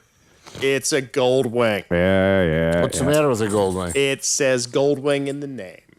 Now, when you talk about Lambrettas, you're talking about how unreliable they are. Now, the first owner of a Gold Wing gets to enjoy the Gold Wing. That's because right. the Gold Wings are incredible motorcycles. Yeah, It's just like yeah. owning an RV. You have the greatest vehicle on the road. You can literally, I mean, the joke literally is, why don't Gold Wing riders wave at other riders on the road? They're too busy getting the pizza out of the oven. Right, yeah. There's I've never heard that one. Well, but and there's also Well, usually it's also making coffee, making Tom, you sound like you sound like cooking, lies on that because one. literally they are RVs on wheels, so they're really amazing motorcycles. At least I didn't tell the worst joke of the whole fucking day today. Now, I'm going to argue with this because it might have been if you were talking about a 1500. Oh. I mean, I'll agree with that, but the 1800s are nothing like that, and the F6Bs are nothing like that. Well, let me just shut you up. Let me just shut you up. Let me just shut you up with your own ammunition. Because Steve doesn't do Facebook, so he makes me do his Facebook's bidding. Oh my God, that's hilarious. So I'm the one who has to go ahead and contact people and say, hey, call my buddy. He doesn't do Facebook. Okay. Just you do a very good job. And I do the best job that I can, being his bitch. But the last one that he just texted, tell me what the guy said about the last that was Gold Wing that you looked at for $2,000. Oh God, a $2,000 Gold Wing. There might be nothing worse than a free Gold Wing. It's in great condition, but it has some problems charging the battery. Oh, ouch. No, it was an 86 SEI, which All right. I'm hot for an SEI now. I want an 86. You know what? Go fuck yourself. No, Phil, you can't. Phil, it's not long How many enough. I can't get carburetors it does up the early anymore. Gold Wing have? Exactly. Yeah. Ask my No, but I'm wife. just saying, I'm not talking about that. That's Right. just my fetish bike. I mean, Right. I like it. SCIs are my fetish bike. Sure. Yeah. You know, or GL 650s. Yeah. I mean, you know, I like the GL, Right. 650s and the 500s. Sorry, But I'm just saying that from Thank you. looking at bikes in general, Right. if you want a cheap, cheap V-twin Harley ripoff, you can Right. get those for nothing. Yeah. That's called the Royal Star. But Right. no, but or I the mean, Magna. like The Magna's a whatever. Magna. Yeah, Exactly. I recommend that. But what I'm saying is from a price point for what you can get, Right. the GL 1800s are dropping. Right. The prices are dropping like a rock. Yeah. So I'm just saying that there's a glut on the market, and you can get a good deal on a GL 800. But that's all I'm saying. But you have to be willing to have a couple of little things that might jump up at you when you buy one. So I wanted to pull this one up because I kind of took a look at this one. This one's pretty fucking clean, but it's got an 81 score. So an 81 score means there's going to be something wrong with it. You've got to figure out what it is. So this particular Goldwing, GL 1800 BD. So the BD's got the smooth tail. It's like an F6B, but with bags. Pretty good. This pretty one's good at the example. auction? Yeah, so this was at the auction in Dallas. So this was at the Dallas auction. And so this particular bike, I kind of went through it and I was looking at like what all is wrong with it. It needs a tire. It actually needs 2 tires. And what are you having? A little bit of... But this bike, clean wholesale. A little nippy do. All right. You want a nippy do? I would never do. Clean. All right. I'm obviously listening. not I'm still participating. listening. Yeah, we're paying attention. So take a look at the screen. Everybody read the screen. Tell me what the clean wholesale is. What's clean wholesale? I can't see it. $88.90. Yeah, I was going to guess. $88.90 for a bike with 26,619 miles on it, right? Been on this planet for just a hair under 10 I'm years. sorry, I can't read what year it is. It's a 2013. Okay, so it's the 4th gen. It's a 4th gen GL 1800 Fifth. F6B. So it is. So it's a 5th gen then. Is It'd it? be 5th gen? Yeah, because Okay. the new ones are 6th gen. Okay. So this is what this bike is. At 80 clean wholesale, $88.90. Yeah, sold for over 12,000. Jeez. Why That's does the not bike? a huge discount. I mean, it's not half. It's not half of what it was. I mean, look how old it is, and it has 26,000. So my point being that this motorcycle that's 9 years old, yeah, that has a wholesale value as established by companies that determine what the values of these bikes is. The company that determines what the value of these bikes says that this bike is worth $8,890. What's APR on flooring these days for your MPA or anything else like that? You're basically going to be paying 4.9 for the first 90 days, but then it's going to jump to 18 or 19% after that. So you're going to get fucked if you don't sell it real quick. You know what? I've noticed something Yeah. that's kind of interesting. So obviously I was looking for an Africa Twin, and I found when me and Oscar went on Saturday to get it, which, by the way... Oscar and I. Whatever. Yeah. Sorry. Rammer. Now when you talk about traveling, we learned because it was like a beautifully bright, cold day, and then we got around the lake by Buffalo, and then there was no highway. It was just like a foot of snow and death. But anyways, the point of this, so it's really weird that like in some places, like the bike I got is 3,000 miles, it's mint, it's great, it was under 10 grand. Right. But then you go west, and they're 12 grand for the same bike. So I'm going to invite you to look at example number 2. Exhibit number 2. Is that what? Oh. So this is exhibit number 2. A Goldwing head gasket. So this is a exhibit number 2. This is a Goldwing F6B again. But this one's newer. So this is a newer Goldwing. So I kind of went through here and I kind of checked everything out, went through the whole deal. This one's got 45,000 miles on it. It's 2 years newer. It's got 45,000 miles on it. Look at the magic number, the clean wholesale price, $10,000. What changed? It has way more miles on it. San Diego. That's a $5,000 bike in my boat. Exactly, but it's in San Diego. So it's in San Diego. And so I tracked this one down and it also sold for about 13,000, 11,500, 13,000. So on a bike where I'm going to say it's not a great... Phil, why don't you take all of your bikes to San Diego to sell them? It's weird. It's like I've done that before. Yeah. Well, the good news is I don't have many more bikes to do that with. But here's the bad news is many of the bikes that I would do that with are older bikes that are vintagey kind of bikes that have carburetors. And it turns out that all the people that want to buy motorcycles don't want to buy carbureted bikes for some strange reason. They must listen to our podcast. Except when they do the EMP. We need to have EMP proof bikes. That's the way we're going to market it. Nicholas has to fuel inject everything and send it to. Right, there you go. So but I did find that I thought it was very interesting to see. Hey, can we give a shout out to just Nick DeVito? Yeah. Fuck yeah, we can give a shout out to Nick DeVito. Come at me, bro. Nick. Come at me, bro. John dismisses that subtle buttocks sitting next to him. A young man, was a very handsome young man. You're thinking of Cam. Oh. Cam's all right. I mean, I am interested. I do have a Suzuki Wii-Strom coming in. That we're doing a little horse trading. So what a Wii Strom is not the 650. Oh, a 650. Yeah. 650. I wasn't sure. I mean, everybody else has come out with a 300. So I don't know if they come out with a 300 So Wii if they Strom. did, if they came out with a V-Strom 300, that would be a mini Strom. that'd be a Mini Strom. Wee Strom. A micro Strom. PP Strom. Pee Strom. It's Irish. The best. It only comes in green. If you ever want hate mail, just make fun of a fucking V-Strom 650. Dude, And seriously, send it I wouldn't to even do that. I Motorcycles and wouldn't even do that. I wouldn't even do that. Stormtroopers will be all over you. The Stormtroopers will be all over you, and then the problem is, My first V-Strom. I'm telling you, you know. Oh, yeah. They can't hit shit. But Yep. right, My first V-Strom had 137,000 miles. I only used T6 fucking oil. And you can't tell me it's not the greatest bike ever made. No. And then the KLR guys would show up and Yeah, go, well, look, Rotella. Rotella, Wolf's Head, bitch. That is T6, isn't it? 99 cents a That is quart. Rotella. Yeah, 99 cents a quart. No, Rotella 4. Rotella. Rotella 4. I don't care. I use Amsoil, Get the and I don't give 10-gallon a shit about your Rotella. Fucking old man. Walmart had a sale, Right. so I bought like 7 gallons. Yeah. Yep. I'm good for the next 10, maybe 15 years. Here's the- And I also got a milk crate out of the trash in the back. The good part is the V-Strom won't be changed for the next 20 years. Oh, yeah. And so you'll be able to buy the same bike for like 50 years. They'll change the snovel. It went from no schnovel to schnovel. Extra schnabel. Well, Extra schnabel. Bonus schnabel. But the How about reason, schlob your knobble?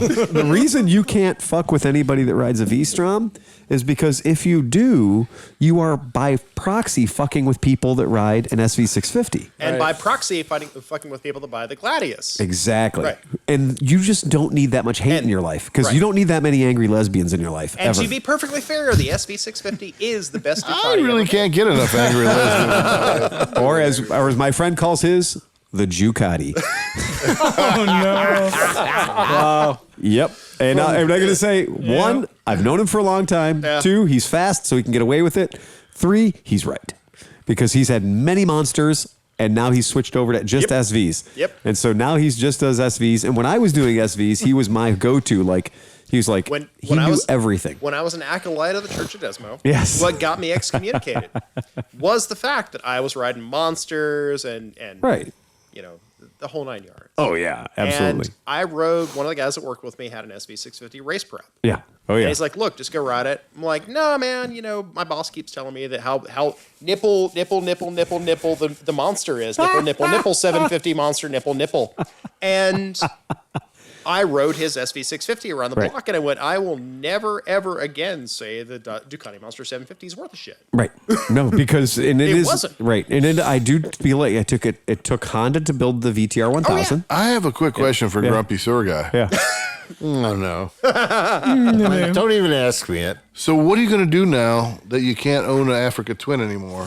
That you got to get rid of your Africa Twin? I'll buy a mini Africa Twin. He's going to buy So a gold he's wing. on the first boat to Africa Twin 700. As long as it's got a gear-driven cam.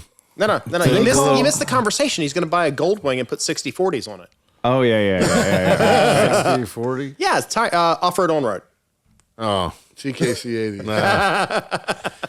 Hey, why can't you own an by the Africa way, Twin anymore? So By not the way, I do only like those new tires I that is bought from you. amazing, by the way. Because- That is the picture of the bike. That is amazing. I don't know what you're talking about. I don't know what you're talking about. I have no idea what you're talking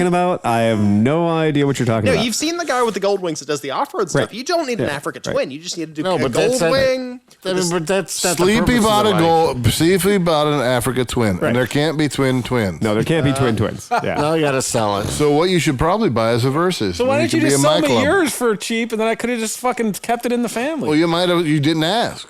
I think that I was saying for If 4 you were weeks. if you were gonna screw the pooch and turn the hole, I honestly think that the right bike for fuck everything up for everybody. the right bike for the Turn the grumpy world sewer on guy its fucking axis. is the Africa Twin 250. I mean, I think that that's probably the perfect bike for him. It's up on the screen right now. What the fuck is an Africa Twin? It's right there. It's the Africa Twin 250. No. If you're going to go that route, just That's get the NC700X, that's the you CRF get the livery. 250L Rally. Are you not reading the side of the motorcycle? I'm not going to read the side of the motorcycle because I don't want to see that. It says Africa. Don't want to see it. Don't mock his illiteracy. Not going to see Africa Twin right on it. I write my reality. We already did the NC 700. Both of us. I'm going to say right now. But literally, if you're going to do, I don't want to do an Africa Twin. That is not an Africa Twin. 750, which is now redone. Exactly. How many cylinders does it have? 500. How many cylinders? You can get in the historical Cylinders. That many cylinders. One cylinder, not an Africa Twin. Again. It's an Africa single. You fuckers. You know what? I'm gonna stick my neck out right now. If you're single in Africa, I'd rather ride the Transalp. I'm serious. I love that Transalp. Yeah, it's a great machine, man. It's a great machine. There's no doubt about it. Except it burns my knees a little bit. If I go out and buy a bunch of Sim Cubs, you'll have to sell all your Sim Cubs. So you know that the what I will if tell you do that, I'm gonna kill you. Anything you own, he can't own. He said he's gonna kill me. Well, that way he doesn't have to worry about what you own. No, but it is. It I was have more good. guns than you, Steve. What are you laughing about, The Honda motherfucker? Transalp could do the Perry Dakar parking Fucking lot. laughing. Yeah, it could do the Perry Dakar We'll parking both lot, kill no you. problem. Yeah. That was the end of I'll it. kill half of you, and you'll kill the other half. You're killing me. Killing the smalls. Okay. Shoot, of course. Right. Yeah. All I care is that I got one way or another. I got an African Twin to ride. I'm never riding my Versys again. If it was you riding an Africa Twin, I'd be happy to keep mine. But Oh my goodness, I'm heartbroken now. So this is personal. yes, this is personal.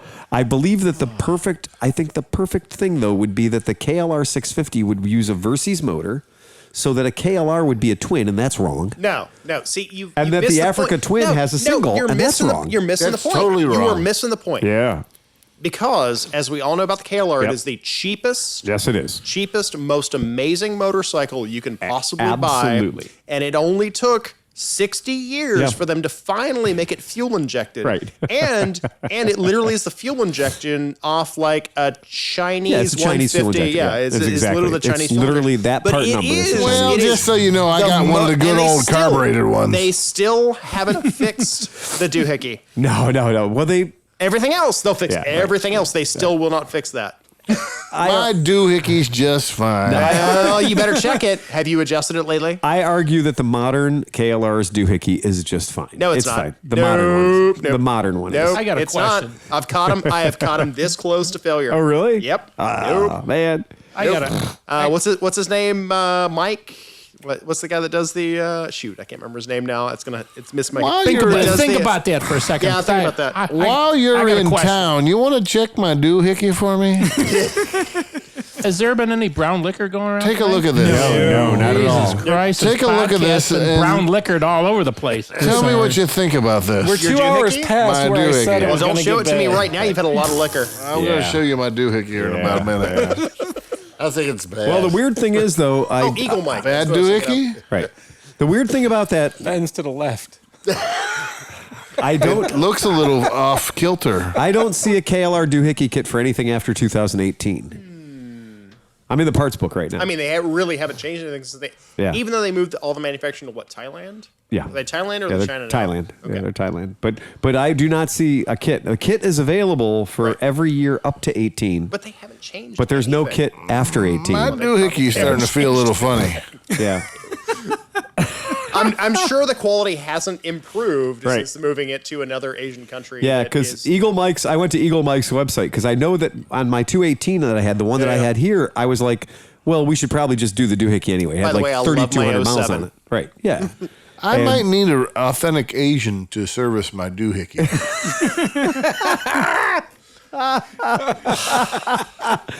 I don't know. Hey, wait a second. Now, Henry is our favorite scratch and sniff Asian. If there's any Asians out there that would like to service my doohickey, It's, I'd be more than happy. the problem is the number of Pay you doohickeys. whatever sum of money you It's a need. small job. I wondered what Is this year and what solicitation? date. If this is solicitation, I'm not involved. No, but listen, I wondered how long it was going to take before we got canceled. Truly canceled. 264. Truly canceled. Look, you finally invite me on, and you get canceled. Exactly. My doohickey will be prepared and cleaned and ready to go. Do you want the regular one or the long time one? You know, the weird thing is, I would like the full service on my doohickey. The long time one it is then. Yeah. I haven't used the word toxic masculinity in a while. Right? But what the fuck? Since we're here. Since we're here. Yeah. I would like to bring up, I'd like to bring to the attention of the class that we were talking earlier about those SV650s and those V-Strom 650 and all those things. And I have to say that I got to give Suzuki credit because they brought out for 2022, that's this year, Suzuki. This year? For this very year, for 2022. A new bike? For 2022, they trotted out the exact same motorcycle they sold in like 1991. The brand They still had the tooling. Yes, they did. The brand new SV650, don't call it a Gladius, that had bodywork, this is a naked Gladius. Yep. Yeah. In a fetching shade of black primer. It doesn't look like a dolphin. You have to wear that from now on. It is still the blue colored frame of the Gladius with the cheaper headlight and the cheaper nacelle. But they got the price down to $77.49. But here's where I think this is interesting: is this motorcycle is $300 more money than a Vespa 300. So we're having fun poking fun at the SV650 ABS. So what are you trying to say, though? What I'm trying to say is the Vespa too expensive or is the SV too cheap? I think that in order, and I think Suzuki has proven this for years, that you will forgive us for our lack of innovation if we lower our price. Yep. So, and Suzuki has lowered their fucking price. Volkswagen sold the Golf City for years. Yeah. Yes, they did. Which was the previous generation Golf. Yeah. For like $4,000 less, and they sold more of those. They did the later version of the Golf. It's kind of shocking to me. How many are left on the road? Well, a $7,000 to $8,000 motorcycle is in a bracket all of its own. It is. That bracket, there is no bike in that bracket. And what kills me is Hyosung many years ago. Hyosung made an illegal, unlicensed copy of this motorcycle. Yep. And when Hyosung sold that motorcycle brand new at Hyosung dealers, there were one. I still can change a 250 motor blindfolded. The Hyosung motor was rated in minutes, not hours, not miles, minutes. But the Hyosung 650 was $56.99. Yep. It was $56.99 15 fucking years ago or 10 years ago.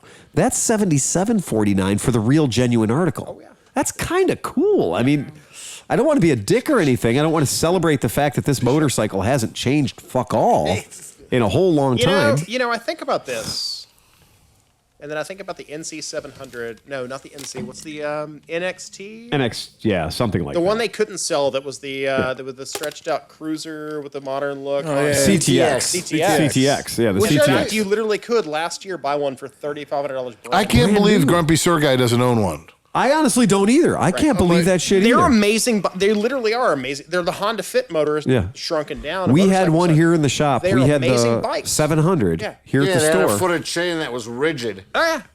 Well, we had the automatic. You rode the automatic that had the rigid chain. But then we got into a manual. So we had a manual one that had no miles on it. Yeah. And we sold it to a lady. And I mean, first motorcycle kind of thing. Right. Later in life, I'm going to ride motorcycles. It's a great bike. Yeah. Low seat height. Did you say ladies' motorcycle? Right up his alley. Hey, one of my underlings had one. Your thingy or whatever the fuck it is. One of my underlings doohickey. My doohickey falls in the toilet. I'm going to start muting. Settle down. Settle down.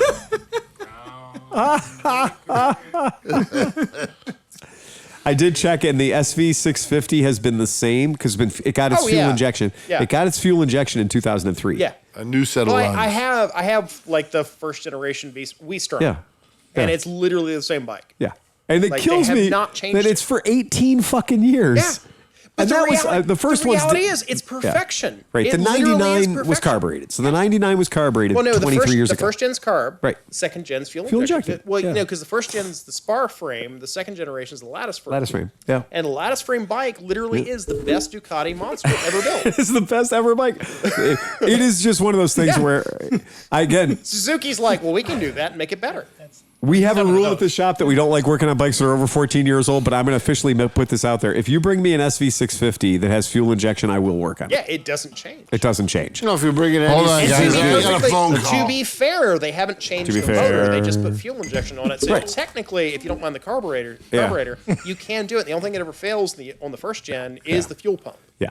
And in the first gen, it was a pretty good idea to rejet the rear cylinder quite a bit. Right. Yeah, quite a bit. Well, they run lean and hot. Yeah, so. super crazy. But anyway, I thought that was fun. But it's just fucking hilarious to me. It was just, that's a riot. got an amber alert. The nukes are falling right now. Oh, God. It's Okay, wait a second. There's no such thing as an amber alert for nuclear weapons. An amber alert means you've lost your manservant or your boy servant. Yeah, exactly. Yeah. That's an amber alert. This is literally the plot to Fallout. Like, I'm literally living the video game. Somebody has taken my daughter, but she's riding a nuclear bomb. Right, exactly. Oh, your daughter Slim Pickens? Wow, I'm going to tell you, there's some great audio coming out of this machine right now. Yeah, you guys are bringing us right I'm happy that I can mute certain tracks. We're right at the Moto level right now. We're right with those guys. So there's that. So there you have it. I would like, and I also did check, and so the V-Strom 650 is 8904. Yeah. So a brand new V-Strom 650 is 8904.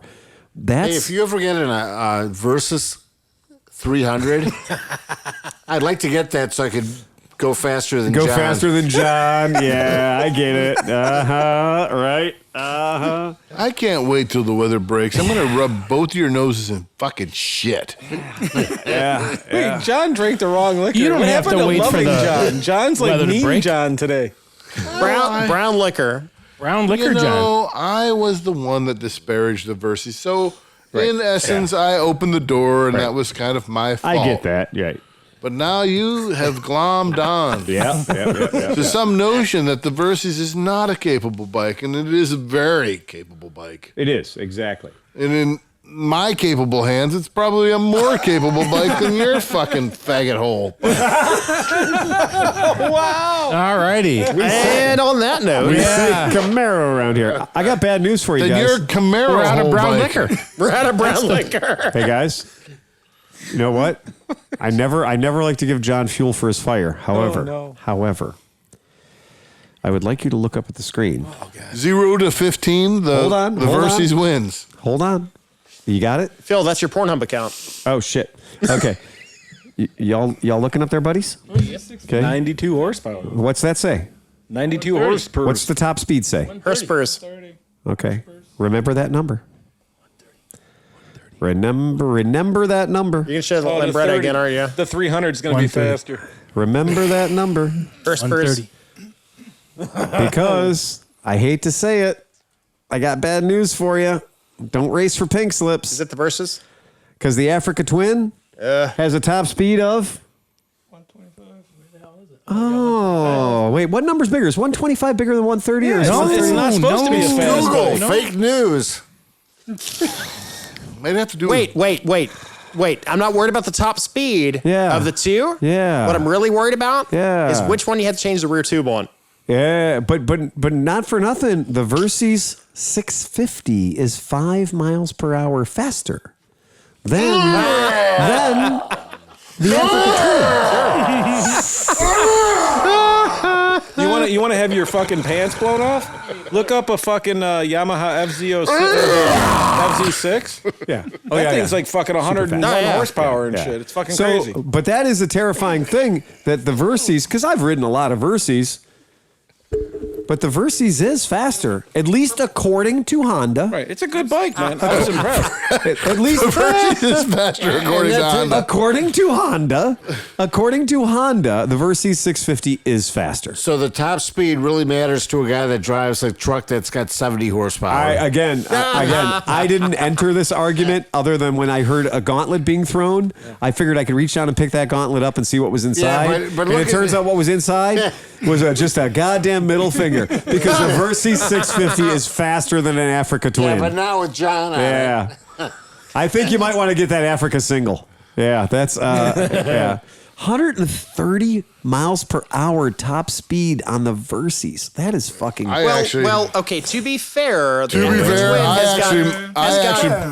me personally, giant Jesse bags hanging off the back of it, and the airflow just hits those, and it drags it down like 10 miles an hour.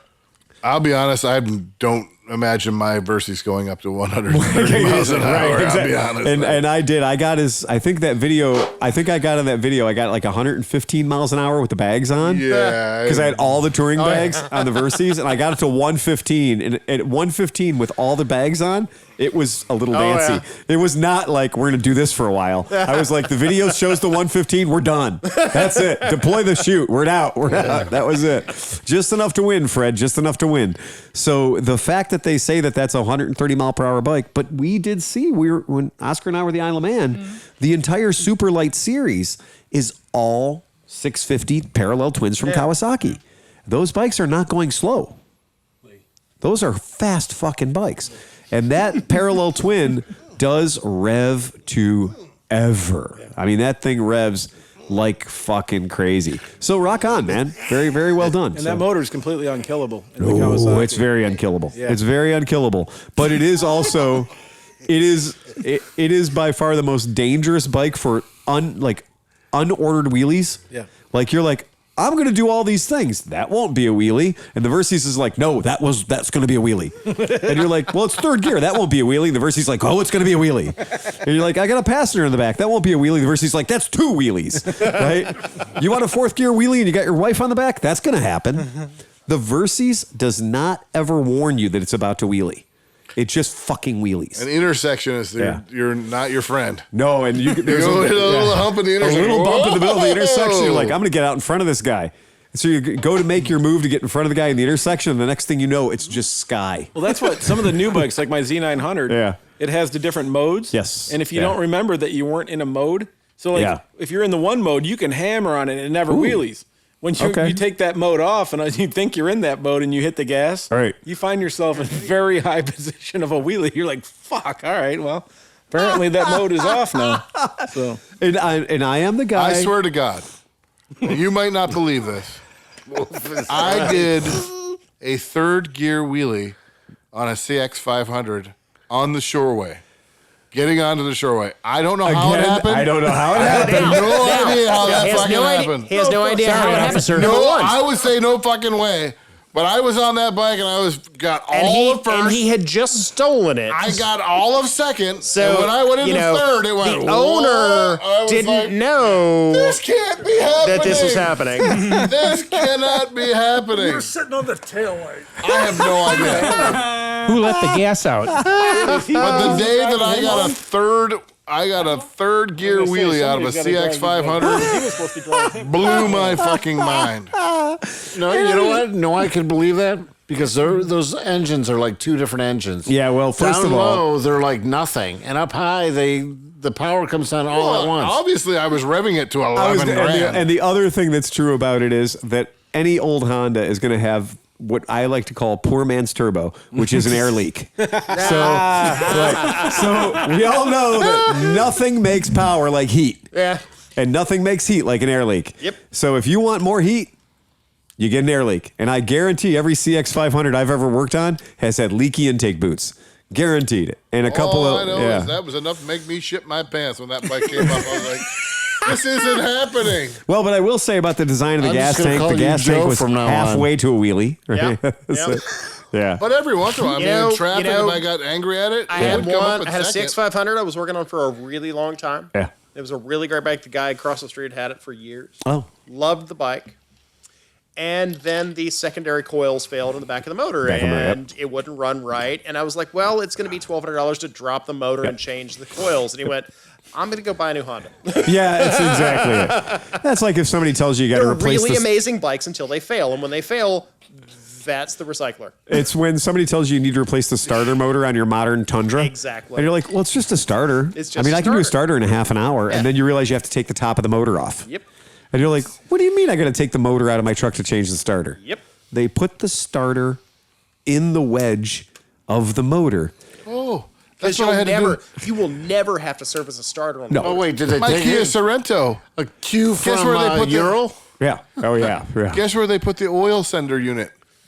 In the wedge of the V-twin. wedge, yeah. And it started leaking oil. Yeah, So I had to take off the intake and the plenum and everything. And I'm like, to replace a $15 little fucking sensor. Yeah, nothing should be there. That should be sacred ground. Right. Nothing should be in there at all. It should just be an intake, and that's it. That's where the hamster lives. That's right. There should be nothing To in my there. credit, I bought that car with 60,000 miles on it, still running at 1,000 or 127,000 miles. That's a CX500 I wouldn't kick out of bed. Well, yeah, you could actually change the stator in the back because it's actually all open. Exactly. You could shoot a cat through that motor. Right. Through that bike, yeah.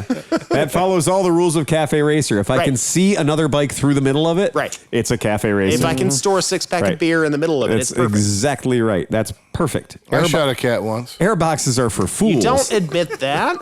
Look, you were worried about getting canceled earlier. Now we're at the, what do they call that? The PETA people? Right. Yeah. Well, Right. It was a catastrophe. It's a catastrophe. Look at this one. They put a colonoscopy bag in the back of it. So they put a douchebag back there, and they took off the muffler ionomers. That's just so you can pick up the parts that fall off. Well, the mufflers already fell off. The mufflers fell off. There's nothing left to fall off the CX on that. That's true. Yeah, that's exactly all it. of the parts that could have fallen off have already fallen off. This bike is one muffler away from being a Moto Guzzi right now. Yeah, that bike is literally. I just want a bike at Mid-Ohio that I can take out all of my aggressions on, and I don't know what bike that will be. It's called a Buddy 125. Right.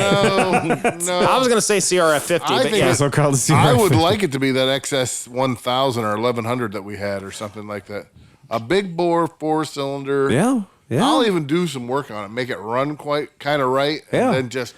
You can just buy you can buy like a $1,200 FC1 and call it there. You got to think about and start planning the burnout. Yeah. For Mid-Ohio. Oh, okay. Like you gotta come up with something. I want 24 hours of burnout. Yeah. Everybody gonna get annoyed about 2:00. Yep. That's what John's talking about right there. Just need to have a nice. Is that a Maxim? We gotta figure out how to coat the tire in a steel ring so it won't burn. It just blows Break sparks. it loose, get it up in Midnight special? second or third gear, hold about 5,000 or 6,000 RPM, and just. And you know what? Is that E flat? No, it's Okay, kill him. D sharp. John Flat. No, I think it's D flat. Dude, why are you doing your fucking open mic show? Have some crayons, you retard.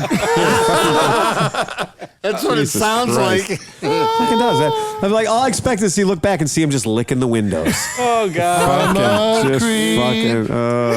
Hit him with the thing. Hit him with the stick. I'm a He's gonna shove it up my ass. Well, just hit him with it anyway. Guess what? That's gonna make it better. Just hit him with that. All right, hold on. No. What Ready? you need is a K100. You get a BMW Phil, it's gonna be K100. you. Ready? I'm so sad. There you go. It's This just is Phil. so sad. That's just Phil. I mean, for Anyway, our like I podcast was saying, listeners, I'm like, I'd so- like to remind you that it was at this And point when you have your arm we came to the all the way up conclusion inside the that cowl, John had become unmanageable. Yes. We have now Sorry, appointed a folks. handler for John, Yes.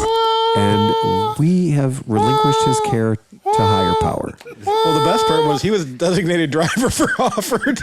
Oh my God! Now I'm going home with Chris. Okay, so I'm going home with Chris on now. that, guys, I'd like to thank you all. I'd like to remind you that here at the Cleveland Podcast, we'd like to remind you all to ride fast and take chances. We're sorry, folks. Please take care of We're yourself. sorry, folks. Alcoholism is a serious disease. We'll do better next time. Better next time. Hey, Phil, should we press the red button? Press the red button. Well, no, Steve, press the